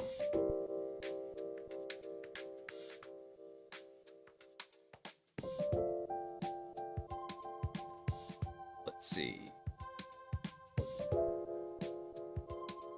InfoSec streams has work in the morning. Egregious. That's the new word of the day. Egregious.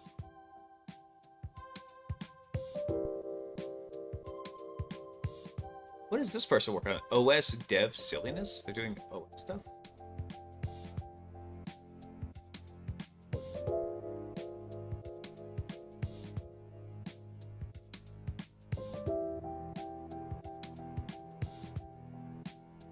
Interesting. I go check them out here. Just a wee. But let me go look at something. What else do we have online that I built?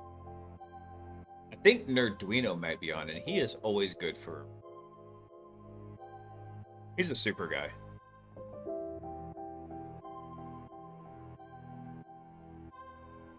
Let's see. Nerduino's on. Sid's on.